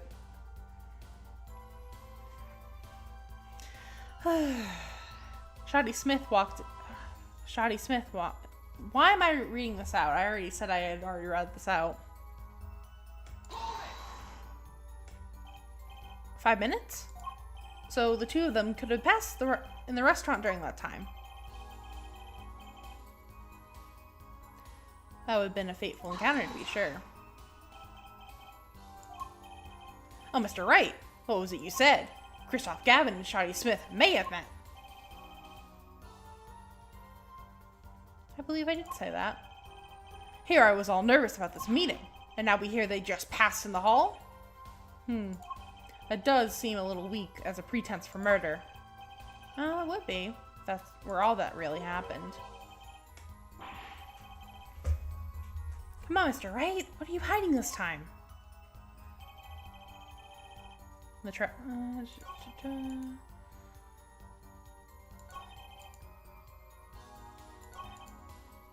Why did you call Gavin? Could you explain why you called Mr. Gavin? I'd obviously got involved in a rather sticky affair. I figured Kristoff's law office would give me a friend rate for my defense fees. I'm glad to hear you intend to pay. Oh, I'll pay in full, Kristoff.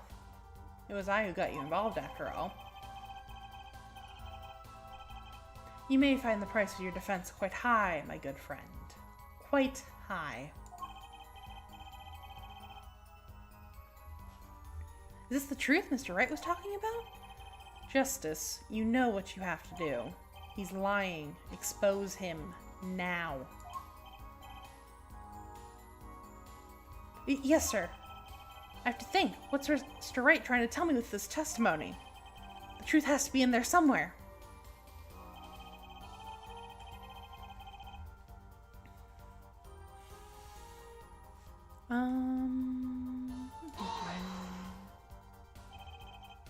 You had dinner with Mr. Gavin? Yes, he dines with me at the Borscht Bowl Club quite frequently. We were enjoying our usual dinner at our usual spot, as usual. Usual? I always eat at the table closest to the piano. I see. Where Mr. Smith was sitting. So the plates and such were on the table wow. So the plates and such on the table were from your dinner.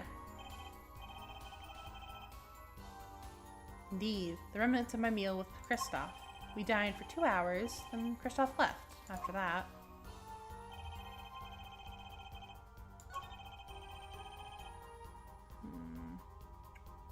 So yeah, probably to present something.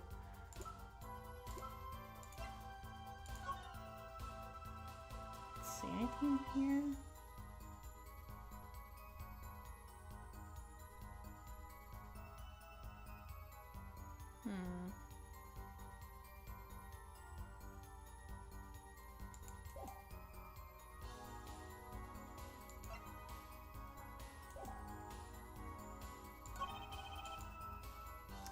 Press this, I guess. You made the calls to the police from the first floor of the restaurant, correct? Exactly. Oh. Exactly. Cell phones don't get a single down the hideout. Was anyone else on the first floor at the time? Not a soul. It was the middle of the night after all. So there, in the darkened restaurant, I called the cops. After making the call, I returned to the hideout. It didn't seem right to leave the injured waitress alone. I'll just keep pressing until I find something. And when you returned, the victim was already dead. Yeah. I'll admit it. I was a little startled when I walked in. A little. He was bleeding from his forehead, after all. I guess I'd be startled too if I walked in on a scene like that.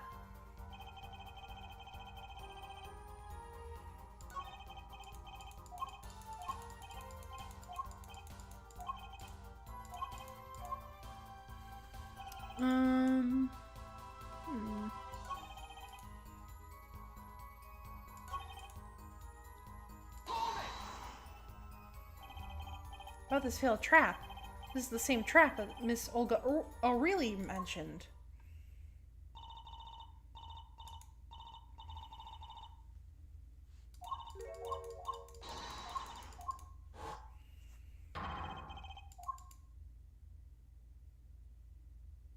Yeah, we've already seen this. I'm not reading this out again. Yes, a harmless prank in essence. It was by a quirk of fate that I happened to discover it. A quirk! Happened to put my hand in my pocket and found a card. The card she planted! Yes, I stuck a peek at it and found it was the 5 of Hearts. I had a feeling something might happen, so I disposed of the card. Before the game. Dispose? Where? There was an empty bottle of grape juice I had been drinking right beside me. I threw the card inside the bottle. Empty bottle of grape juice! The murder weapon? Yes, I rolled it up and shoved it in. The colored glass makes it hard to see. A battle of wits between the deceiver and the would-be deceived. Sounds like a terrific drama. A card inside the murder weapon?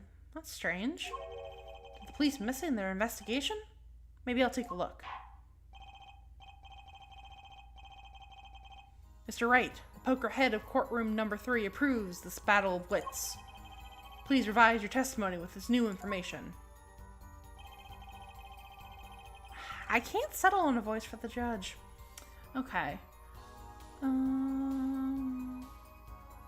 So I think we have to go and... Do we have to point out that there's nothing in the bottle?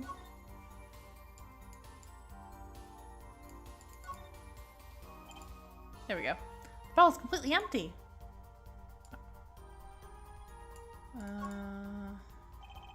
Grape juice. How long has this been since I drink grape juice? Apparently it's Mr. Wright's favorite drink. Oh, well, it goes with borscht. Okay, I think that's everything I need to present. No, not everything I need to present. But, what's the word? Everything I need to point out.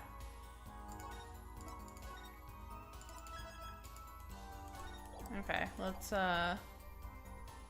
present the bottle. Or, I don't want to examine it, I want to present it. There we go. Mr. Wright, if I may. Yes? I've examined the bottle, and I don't see any cards in here. No? What, Mr. Wright? Surely blank isn't all you have to say for yourself. Well, I can't say that I know what happened to the card. I did put it in the bottle, however. Huh? Perhaps a fifth person came and took it out. Oh, and a sixth person could have helped. Mr. Gavin, Mr. Wright is your client. My apologies, Your Honor. I won't have you disparaging our investigation either. We looked inside that bottle. There was nothing. So what's going on? Mr. Wright hoodwinking us again? Did the card just disappear? In any case, please continue the cross-examination. I'm afraid decisive contradictions call for decisive evidence. Oh! Push him harder, Justice. Break him. It's just you and the witness in the ring. Go for the KO. Ah! Why do I get the feeling we're not on our client's side anymore?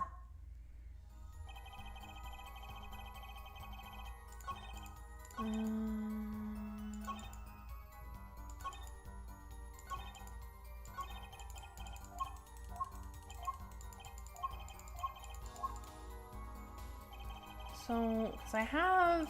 What did I gain from that? Did I gain anything from that? I don't think I gained this statement. Presenting the bottle didn't do anything.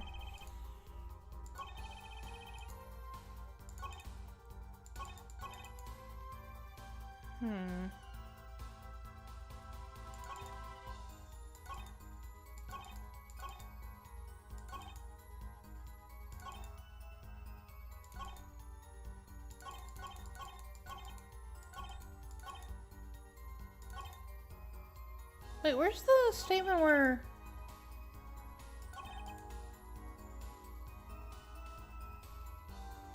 Maybe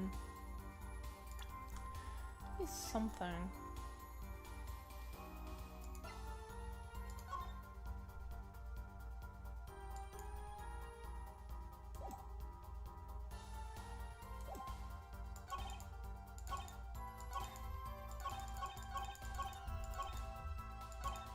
Dead blood streaming from a cut on his forehead. Am I just stupid? It's entirely possible I'm just being stupid about this and I'm missing something.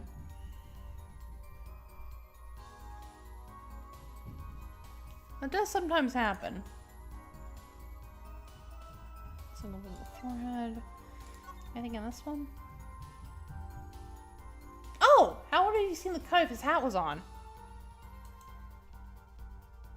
It might be that.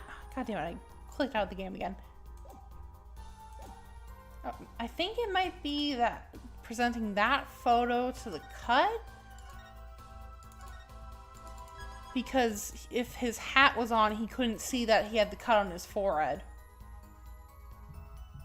Without removing the hat. So I think it's this one. Yeah, there we go. Mr. Wright, if I may. Yes. Take a close look at this photograph of the crime scene. See the victim here? He's wearing a hat. I wouldn't think you could see blood on his forehead. Good point. Justice. Next time you point out an inconsistency, put a little oomph into it. Mr. Wright, could you explain this to the court? Ah, I forgot to mention something. I was the one who put that hat on his head. Eh? You? You put the hat on the dead man's head? He wore it through our entire poker game. After calling the police, when I returned to the scene, his head was in full view. Shining bright, just like in this photograph. And I picked up his hat off the floor and put it on his head. Well, why did you do a thing like that? All I can say is, I'm sorry. That's the only thing I touched at the crime scene. So, Mrs. O'Reilly didn't see it. It being the victim's, his head. I think not. She was out cold. I believe I was the only one who witnessed his head. Ah, here we go again. Mr. Gavin? Pardon. It just seems our client is determined to lie his way through this case. Hey, he's still our client, isn't he? I believe that's enough of that. Mr. Gavin? This witness's testimony is more like a travesty. It's riddled with lies. I'm beginning to see how you come to lose your attorney's badge 7 years ago. Well, you certainly have a unique way of treating your clients, Kristoff. I never knew. I believe it was you who threw the first stone. I mean, if you can't tell that he's evil, then, like, there's not much I can do for you. Right, Mr. Wright, if you intend to ever tell the truth about this case, it's now or never. Don't be misled. I haven't told a single lie here. Eh? When I noticed the trap, I put the card in the bottle to dispose of it. When I put the hat on the victim's head, let's just say I had a reason for doing that as well. A reason? That reason is right here. Your cell phone? That came out weird. That night, recall that I spoke with defense attorney Gavin after calling the police. Just in case, I recorded our conversation. What's this? Now that we're all here, I see no reason why I shouldn't play it back for the court.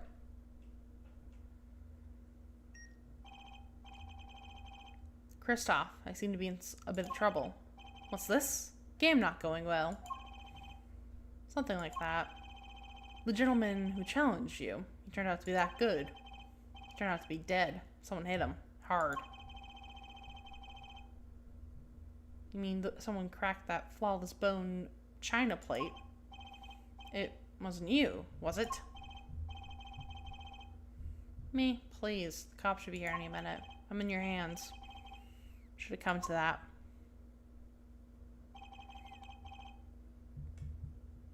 Bone china plate?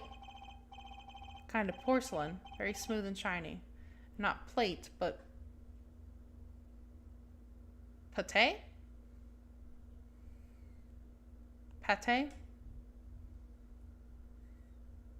No, pate. He's referring to a certain gentleman's balding forehead.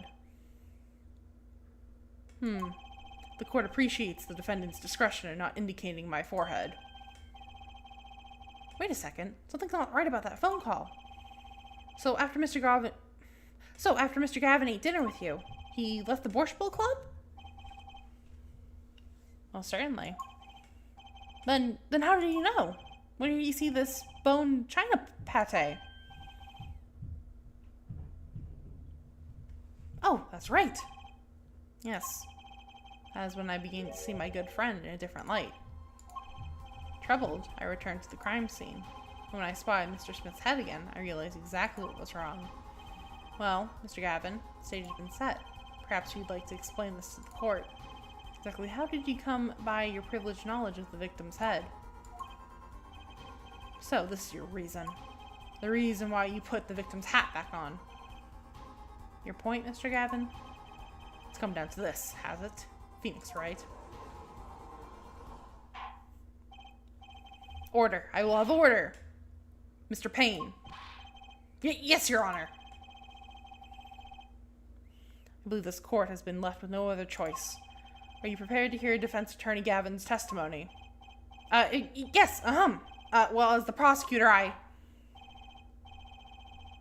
Very well. We will break for 10 minutes, after which Mr. Gavin will take the stand for a cross-examination. Are we clear on that? Crystal clear, Your Honor. God, their voices are bleeding together now. Very well. This will be the final recess for the day. I gotta go get some water. All this is starting to hurt my throat.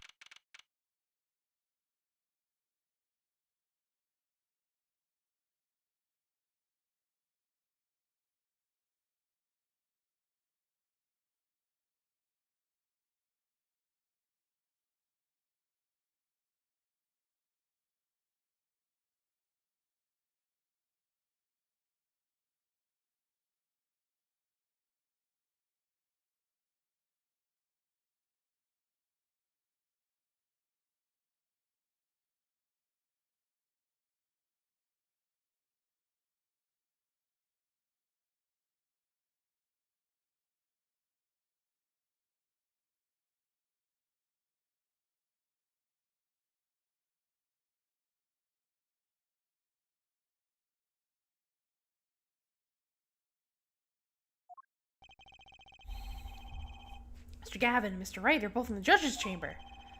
Who would have thought today would turn out like this? May I? Her name's Trucy, right? Huh? What? Oh god, what am I gonna say? Hello, sir. Please pick a card.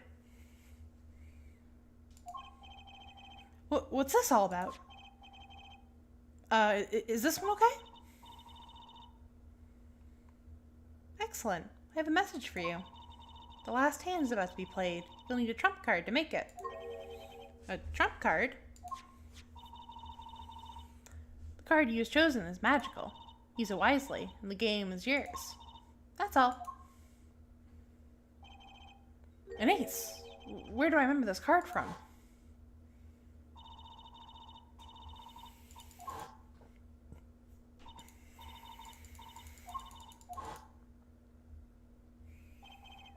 This is fifth ace.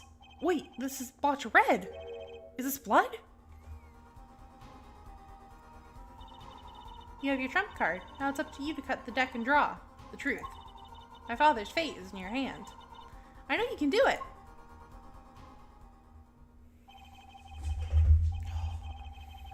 This bloodstained card is my trump card for finding the truth? I fell into deep thought as my Ryan Reese to understand what this all meant. That girl, I'd seen her recently, but where? That's when I made the connection.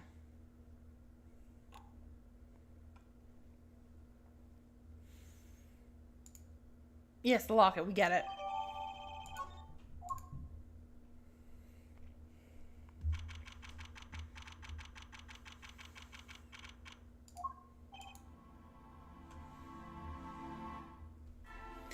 Court will now reconvene. Defense Attorney Christoph Gavin, will you please take the stand? Now then, if you would, Mr. Payne. Yes, Your Honor. The witness, state his name and occupation. This farce necessary, Your Honor. Believe me, far stranger things than this have gone on in this courtroom. Objectively true! Fine, I'll play along. First, there's one thing we need to have made clear. How did you know about the secret beneath the victim's hat? By secret, I'm guessing he means the fact that Mr. Smith was bald. Forgive my curiosity, but what is it about this fellow's head? Your Honor seems to have an inordinate interest in it.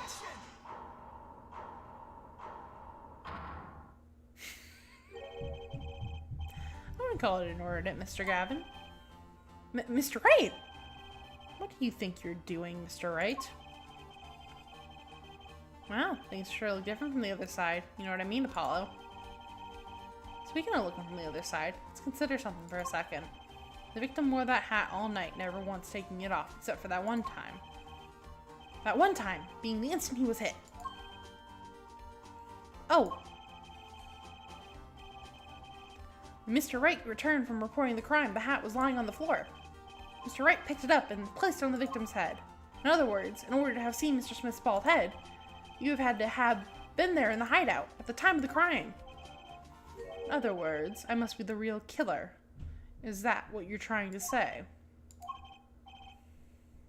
Not bad, Apollo. Mr. Gavin. I'm afraid I haven't been entirely honest with the court. What? Oh, I assure you, I had the noblest of intentions. I did it all to protect my client, Mr. Wright. Yet, I'm afraid in the current situation, I see little reason to hide anything. Very well, allow me to tell you the truth of what happened that night. Finally, you may begin your testimony. Tell us, how were you involved in the events of that fateful night?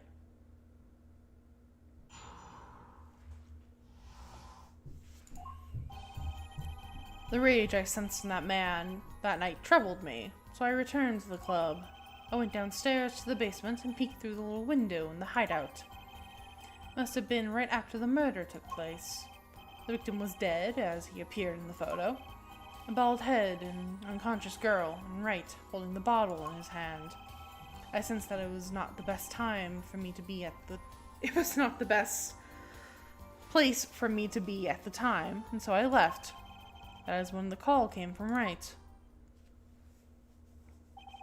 So, you witnessed the murder?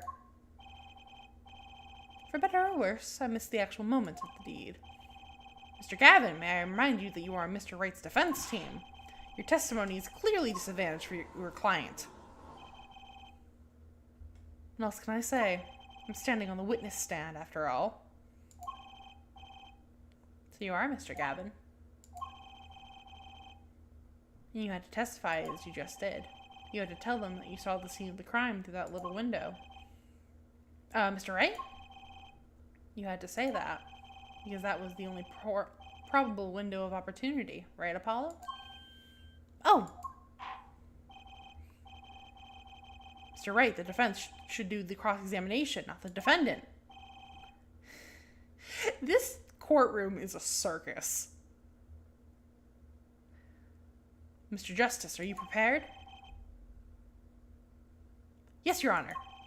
I can't believe I'm going up against Mr. Gavin. This trial is getting weirder and weirder. I mean, he's not wrong, but like... A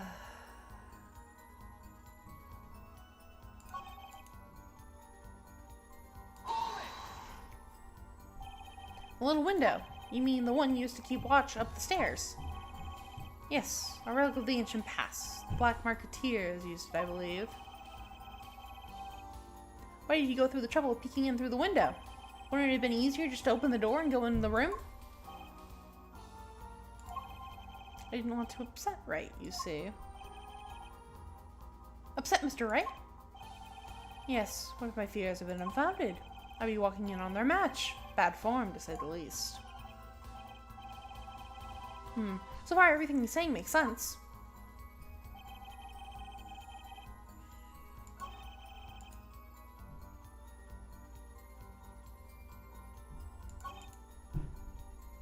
Bald head and unconscious going right, holding a bottle in his hand.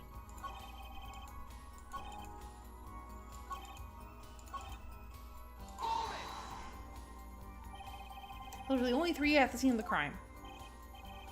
Yes, as far as I saw, at least. We're back to where we started. The killer was the defendant, Phoenix Wright. Who else could it have been? But why didn't you talk to the police? Two reasons. First, I didn't actually witness the very moment of the crime. Second, my office asked me to defend Wright.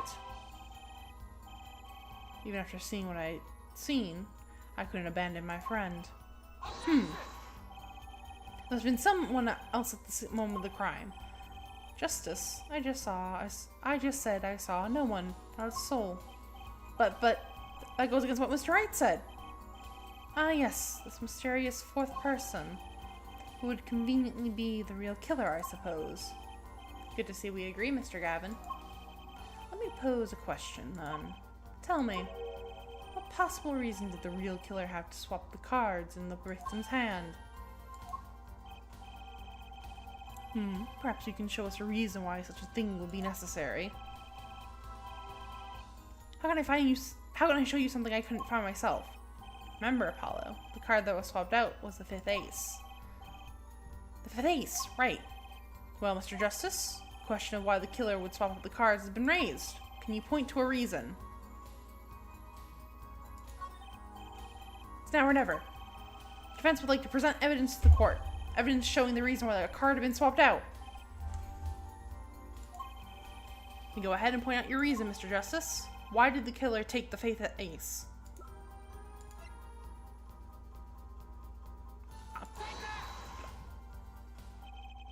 My reason is, this. Is that an ace? Why, it's got blood on it. Right next to the spade. What? This is insane. Why wasn't I told about this? Why? Could this be? Could this be the missing fifth ace? Inconceivable. How could you? What are you doing with that card? Well, that's the thing. Why is Mr. Gavin so upset? It's just a fishy card from some fishy girl. Oh, that card. It's mine. That is, I picked it up at the Borscht Bowl Club that night after the murder had occurred. I gave it to my daughter. Cards are a stock and trade, after all. No, impossible. Unacceptable.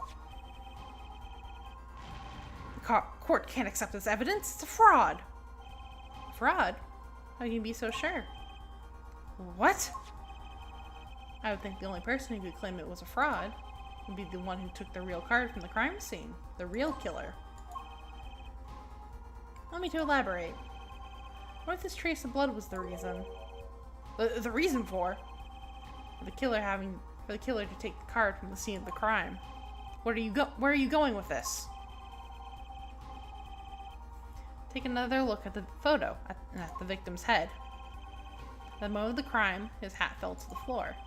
A trickle of blood ran from his forehead down the back of his head. Couldn't a drop of that blood have fallen on one of the cards? I suppose. The killer then took that card to hide the blood. Regardless, that evidence is non-permissible. Oh? Right. Regardless of how you wasted the last 7 years, you used to be a lawyer. You know what a serious crime it is to conceal evidence. Oh? We can discuss the finer points of our legal system later. What's important now is that I've answered your question. What are you talking about? You wanted to know why the killer would have taken a card from the crime scene. And now, I've told you. That one drop of blood would have been decisive evidence, you see. This is baseless conjecture. Baseless!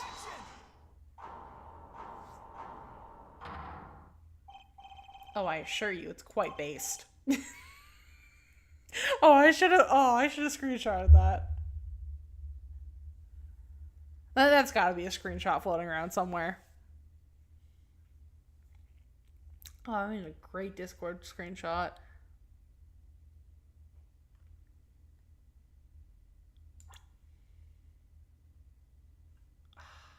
Damn.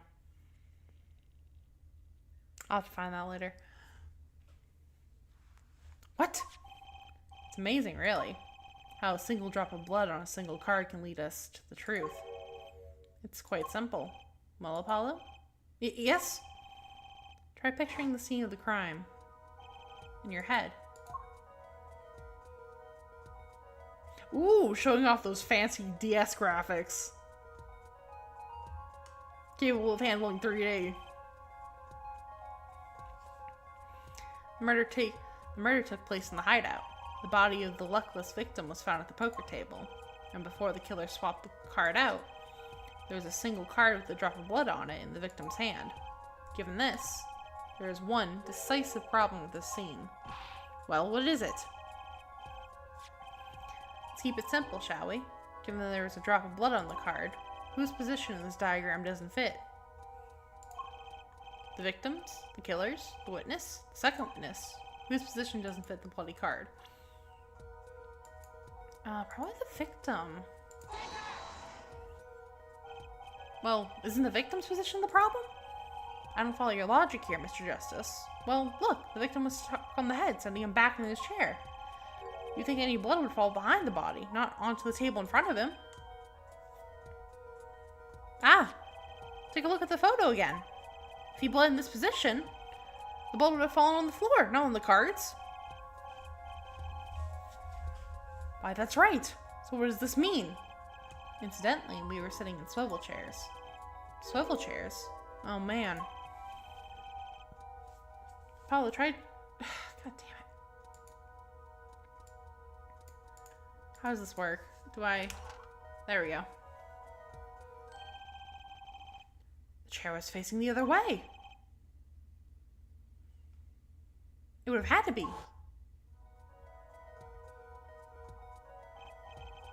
So we have to assume that at the time of the murder, the victim's chair was facing away from the table. Mr. Wright returned from informing the police which way was the chair facing. When I came back to the room, the body was facing as seen in the photo. That would mean the killer turned the chair back around. Let's take the next step. Look at the diagram once more. We now know the victim was facing away from the table at the time of the murder, but this creates another significant contradiction. Again? Let's test your reasoning skills again, shall we? Apollo, this location on this diagram contradicts our new understanding of the crime. The victims, killers, the witnesses, second witnesses. Probably the killer. The victim was struck from the front, correct? Indeed. Well, wouldn't it be hard for the killer to hit him from the front? Sitting where his indicator currently is? I would think it would be quite hard, yes. Yes, but what you're saying makes no sense. Why would the victim suddenly turn to face the wall? In the middle of the game? I believe a sufficient reason will soon come to light. What? There's something in this diagram that makes far less sense, actually. Look again at the diagram. Apollo, if the victim was struck while he was sitting as shown here, where would his assailant be standing? There's no room to put a mark where the killer should be. Don't worry, let's think it through and see what we find. We know the victim was facing towards the wall at the time of the crime.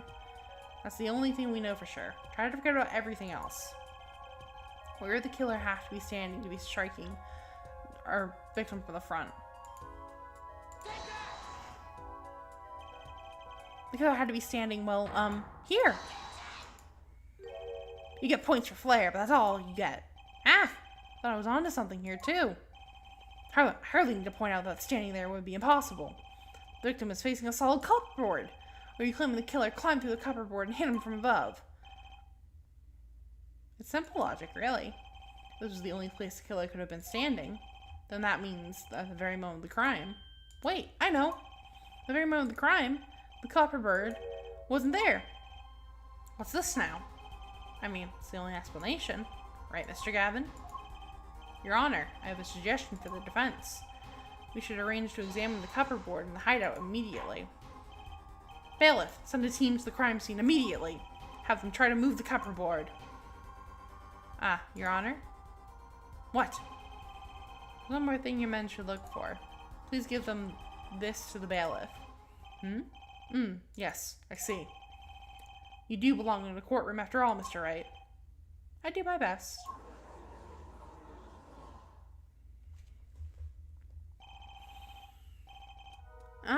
Give me 1 second, I will be right back.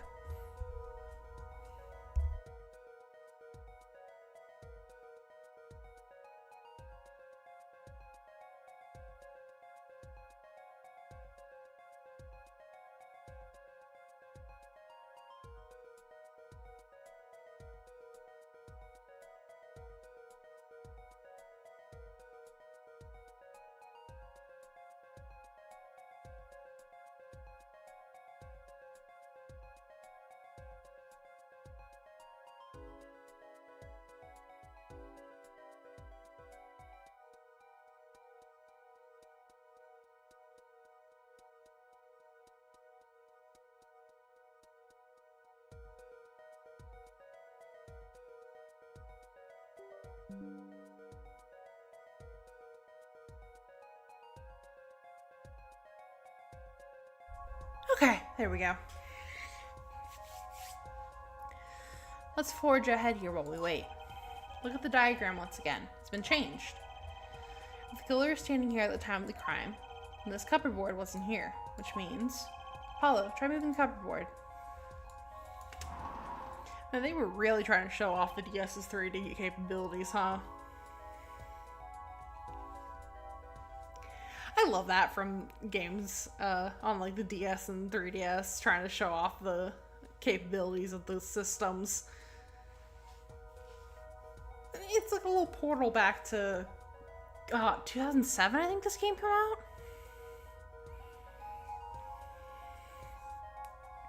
Thank you. As you can see, the cupboard was the problem. At the time of the murder, it has to have been as shown here.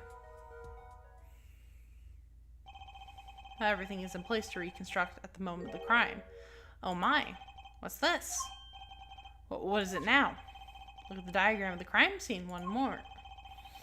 It appears we found yet another contradiction, what I believe to be the final contradiction, in fact. Huh? Oh dang! Notice something, Apollo? Our line of deduction is rapidly approaching its logical conclusion. Now then, Mr. Justice, please point to the new contradicting indicator. Is that the victim, the killer, the witness, the second witness? Which indicator in this diagram contradicts what we know about the crime?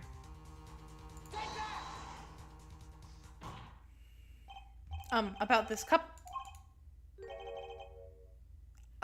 board. Are we all okay with assuming it was moved?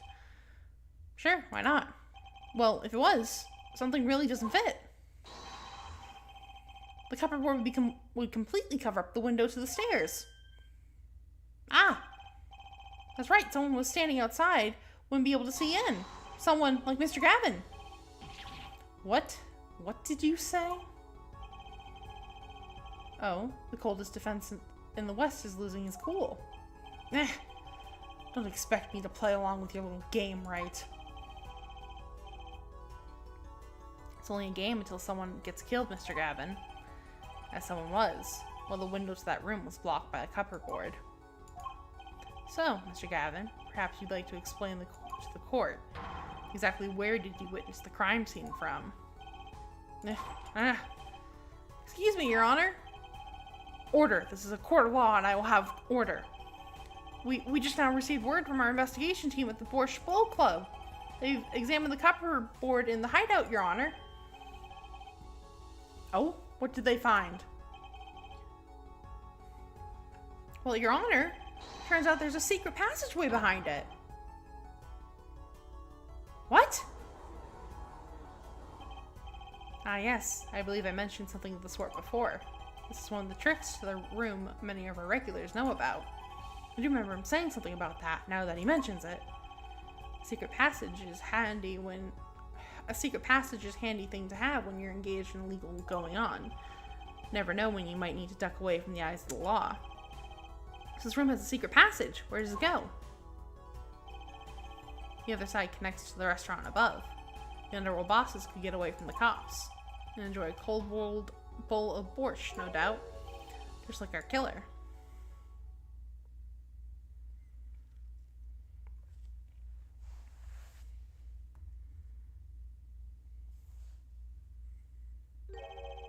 You see where a line of simple deductive reasoning has led us, Apollo. I see it, but I don't believe it.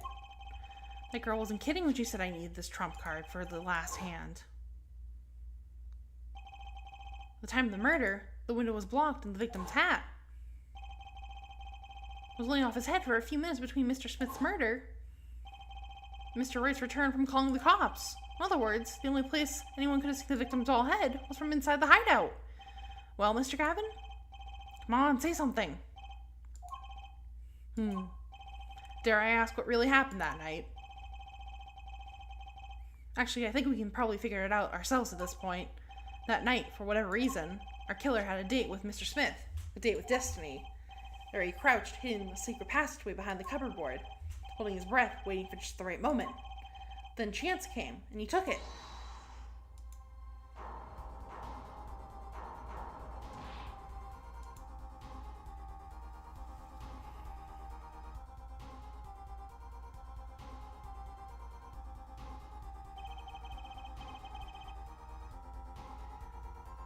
Mrs. Ogle really was out cold, struck by Mr. Smith.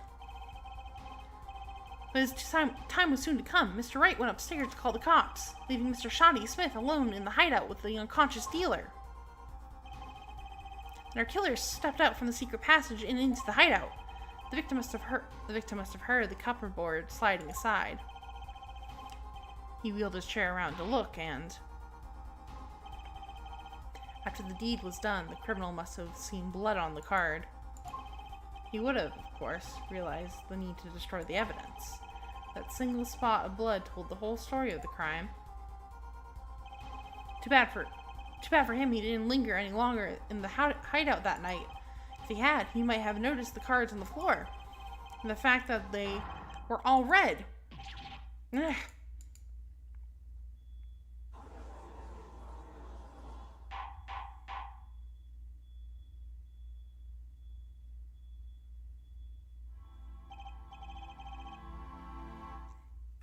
Well, it seems this trial has taken yet another turn.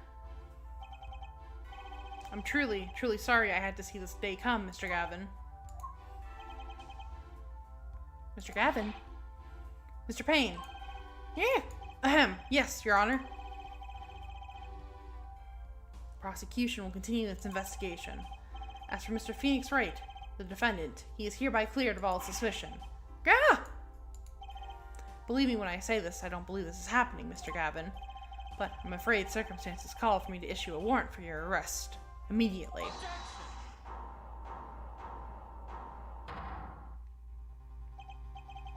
Oh, no need to apologize. Rather enjoyed myself. Not every day you get to witness a legendary attorney's dirty tactics firsthand. Your point, Mr. Gavin? Frankly, Your Honor, I'm shocked that a person of your caliber would be taken in by such a low-grade parlor trick. Excuse me? The defendant is cleared of all suspicion. There's hardly time for jokes, Your Honor. Mr. Wright hasn't proven anyone's guilt or innocence here. What he's done is use legal evidence to put the blame on someone else. Not just anyone else, but me, his own defense attorney. Legal evidence. Let me ask you, Mr. Gavin. Is there still any reason, at present, to suspect me of wrongdoing? Of course! This bottle, for instance. The bottle of grape juice Mr. Wright was drinking.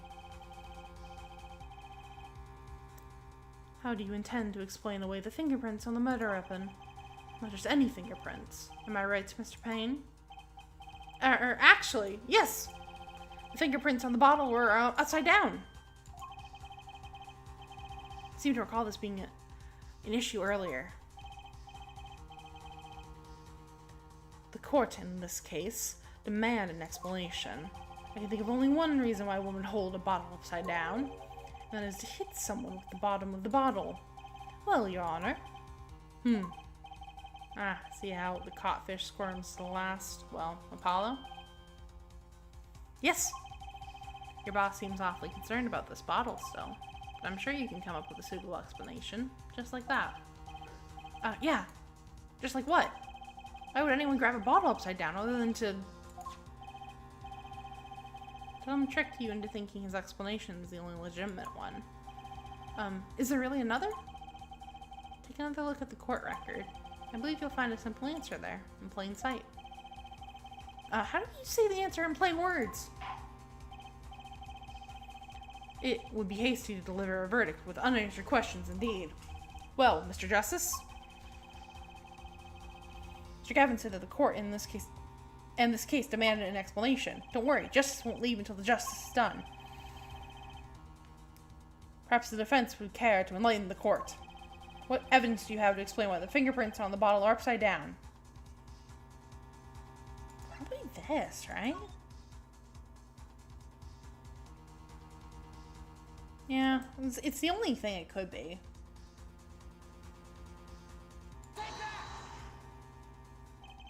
It's actually easier to show you than explain, Your Honor. Place that bottle on the floor next to your chair. Excuse me, on the floor? Yes, now reach down and pick it up. Without getting out of your chair. Ah! See, you naturally go to pick up the bottle by its neck. With your fingers upside down.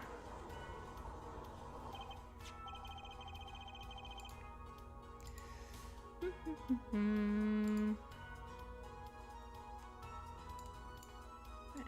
there we go.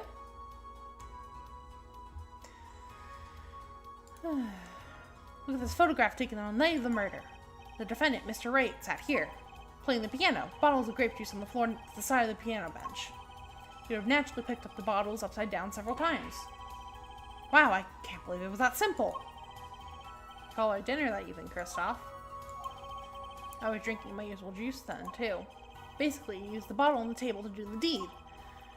But then you must have remembered, so you went and picked up one of the bottles from under the piano. And you switched up the bottles. You took one of Mr. Wright's bottles and made it look like the murder weapon. Order, order. What do you have to say to the charges, Mr. Gavin?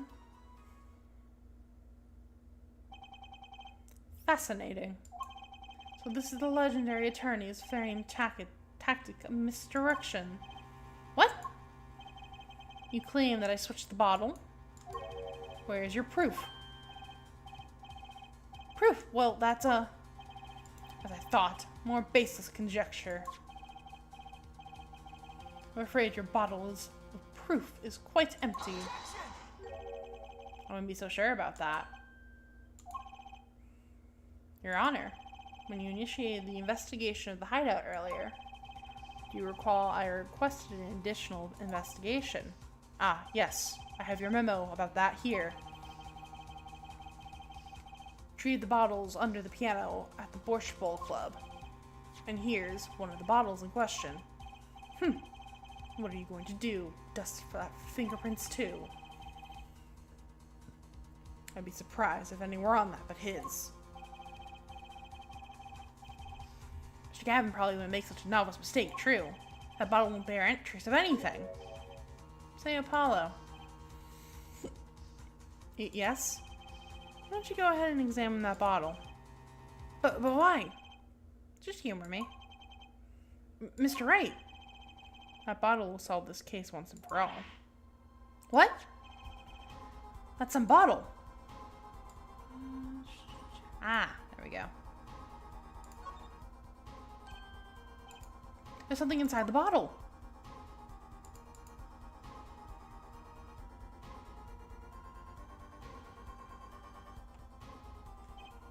Oh, what's this? A card. It can't be. Recall that unpleasant woman's testimony for a moment. Miss Olga, oh really? Yes, our little swindling... oh, God.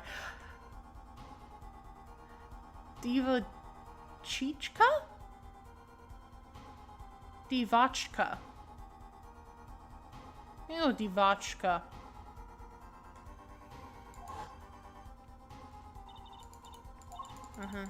Yeah, third time we've seen this testimony. Wait, this isn't... You're telling me that this is the planted card you disposed of? The one that you mentioned in this piece of testimony?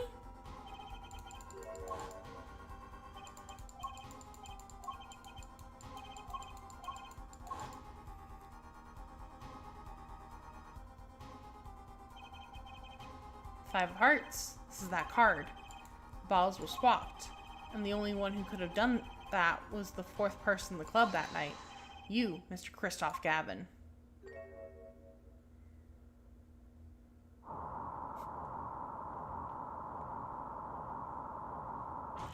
Oh no, the lobster.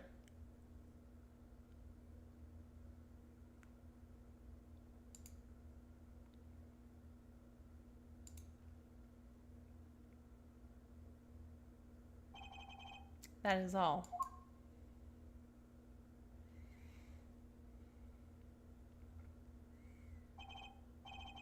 Is this your idea of revenge, Mr. Phoenix Wright? I keep adding a Mr. to it, I don't know why. Revenge? Revenge for the events that took away your attorney's badge 7 years ago. My past is like my logic, straight and true. Nothing's changed. All I did was point the finger of justice in the proper direction. Fine.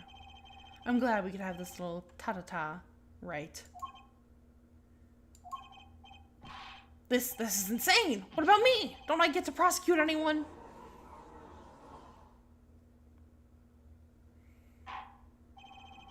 I believe this time we've finally come to the end of our trial. Mr. Payne, do you have a report for us on Christoph Gavin? He's admitted everything. We're processing his arrest now. I see. Still, one has to wonder why he would do such a thing. He didn't even have a connection to the victim, did he? No, we know of. Mr. Wright, have you anything to add? I'm afraid I can't shed any more light on the matter. About this victim, Mr. Shoddy Smith. His occupation was listed as traveler, an odd profession to be sure. And that's all we know about him. I'll arrange for a follow-up investigation, Your Honor. Good. Mr. Wright? Yes? 7 years, and you still haven't lost your touch. Christoph Gavin was a man with much significance for me, both as a friend and a lawyer. He was extremely talented, to be sure. I needed two things before I could confront him. The first was a place where no injustice could be tolerated, this courtroom. The second was a man who would tolerate no injustice. In other words, defense attorney. You, Apollo. Me? This is a dark time for our legal system. Twisting of justice brought on by our own very initial trial system. You have to set it right. Mr. Wright! Our work lies ahead of us, and I, for one, am looking forward to it. Well, it seems like a good time to announce a verdict. This court finds the defendant, Mr. Phoenix Wright, not guilty. He really wore sandals to court. Like, I get they're allowed to dress informally, but sandals? Court is adjourned.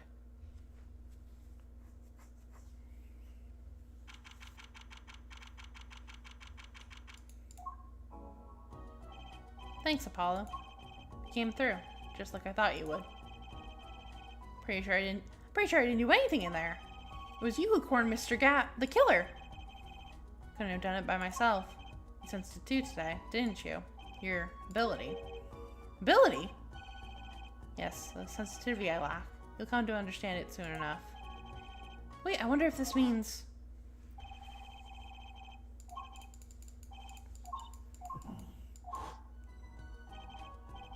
What was that, Mr. Wright? You'll have to find the answer to that question yourself. The answer, right. Today was full of questions without answers. Most of them about Mr. Gavin. A possible reason could he have had to commit murder?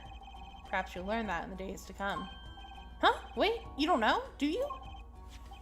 This locket is the key. Huh? Oh, that reminds me. I met a girl whose picture is in your locket. You can just say his daughter. Your daughter, right? That's right. She's my daughter. You know, you were right about this locket. Eh? I took this off his neck the night he died. Looks like our dear Russian scam artist saw me. So the truth is, this locket really did belong to him. Wait, but that's perjury! You testified! You said the locket was yours! I said no such thing, actually. Huh? I merely said that it was a locket with my daughter's picture inside. A subtle distinction, but a distinction nonetheless. And it's the truth. Wait, but then why? Why was the victim wearing a locket with a picture of your daughter inside of it? Sometimes the straightest path to the truth isn't the best one. Give it time. You're still just getting started with your career. Speaking of which, I may be out of a job. I work for Gavin Law Offices after all. Still can't believe I just saw Mr. Gavin get led away in handcuffs. Apollo. Yes? How about coming to work for me? Eh? You mean at the Wright & Co. law office? I mean, there's not a single attorney in my generation that doesn't know it. Can't imagine that to be true, but... Wait, but didn't you... You're not a... Oh, I turned in my badge, yeah. I'm not an attorney anymore. The incident 7 years ago. That legendary trial. And at the middle of it all was one man. Phoenix Wright. The case reached its sad conclusion, and he left the law for good. Have you ever thought about coming back to the courts? I'm not qualified to stand in the court of law, I'm afraid. Didn't you notice in today's trial, there was a single piece of forged evidence? Forged evidence? What are you talking about? Talking about evidence that shouldn't have existed. A naughty magician's trick. One piece of evidence that struck me as odd, it's true. It just seemed, well, too perfect. I bet this was the forged evidence.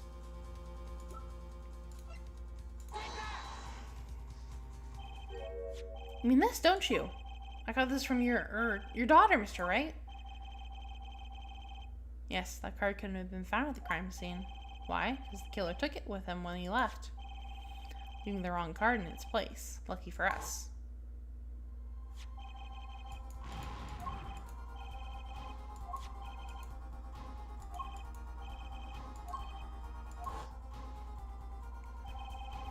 My verdict was already handed down 7 years ago. Then you really... Yes, I forged this card. And look at the crime scene, should have told you it wasn't real. But you couldn't do something like that and call yourself an attorney. Who's calling himself an attorney, Apollo? So it's true. The rumor is true. 7 years ago. None that matters much now, does it? Ah!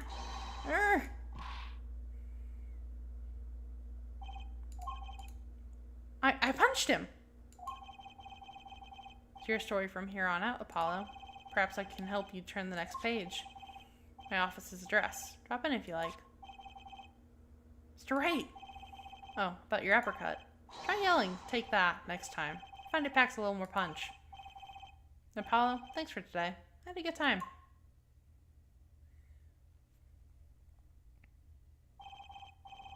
And with that, Mr. Wright walked out the door. That's how my first trial ended. A lot of mysteries went unsolved, and at the time, I had no idea they were all related. Every mystery that day, connected by a single thread of logic. I'd find out soon enough. My name is Apollo Justice, attorney at law, and this is how my story begins. That is the end of case 1.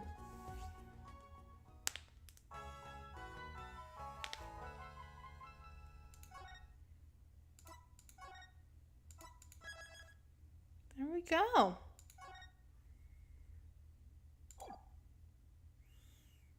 Okay.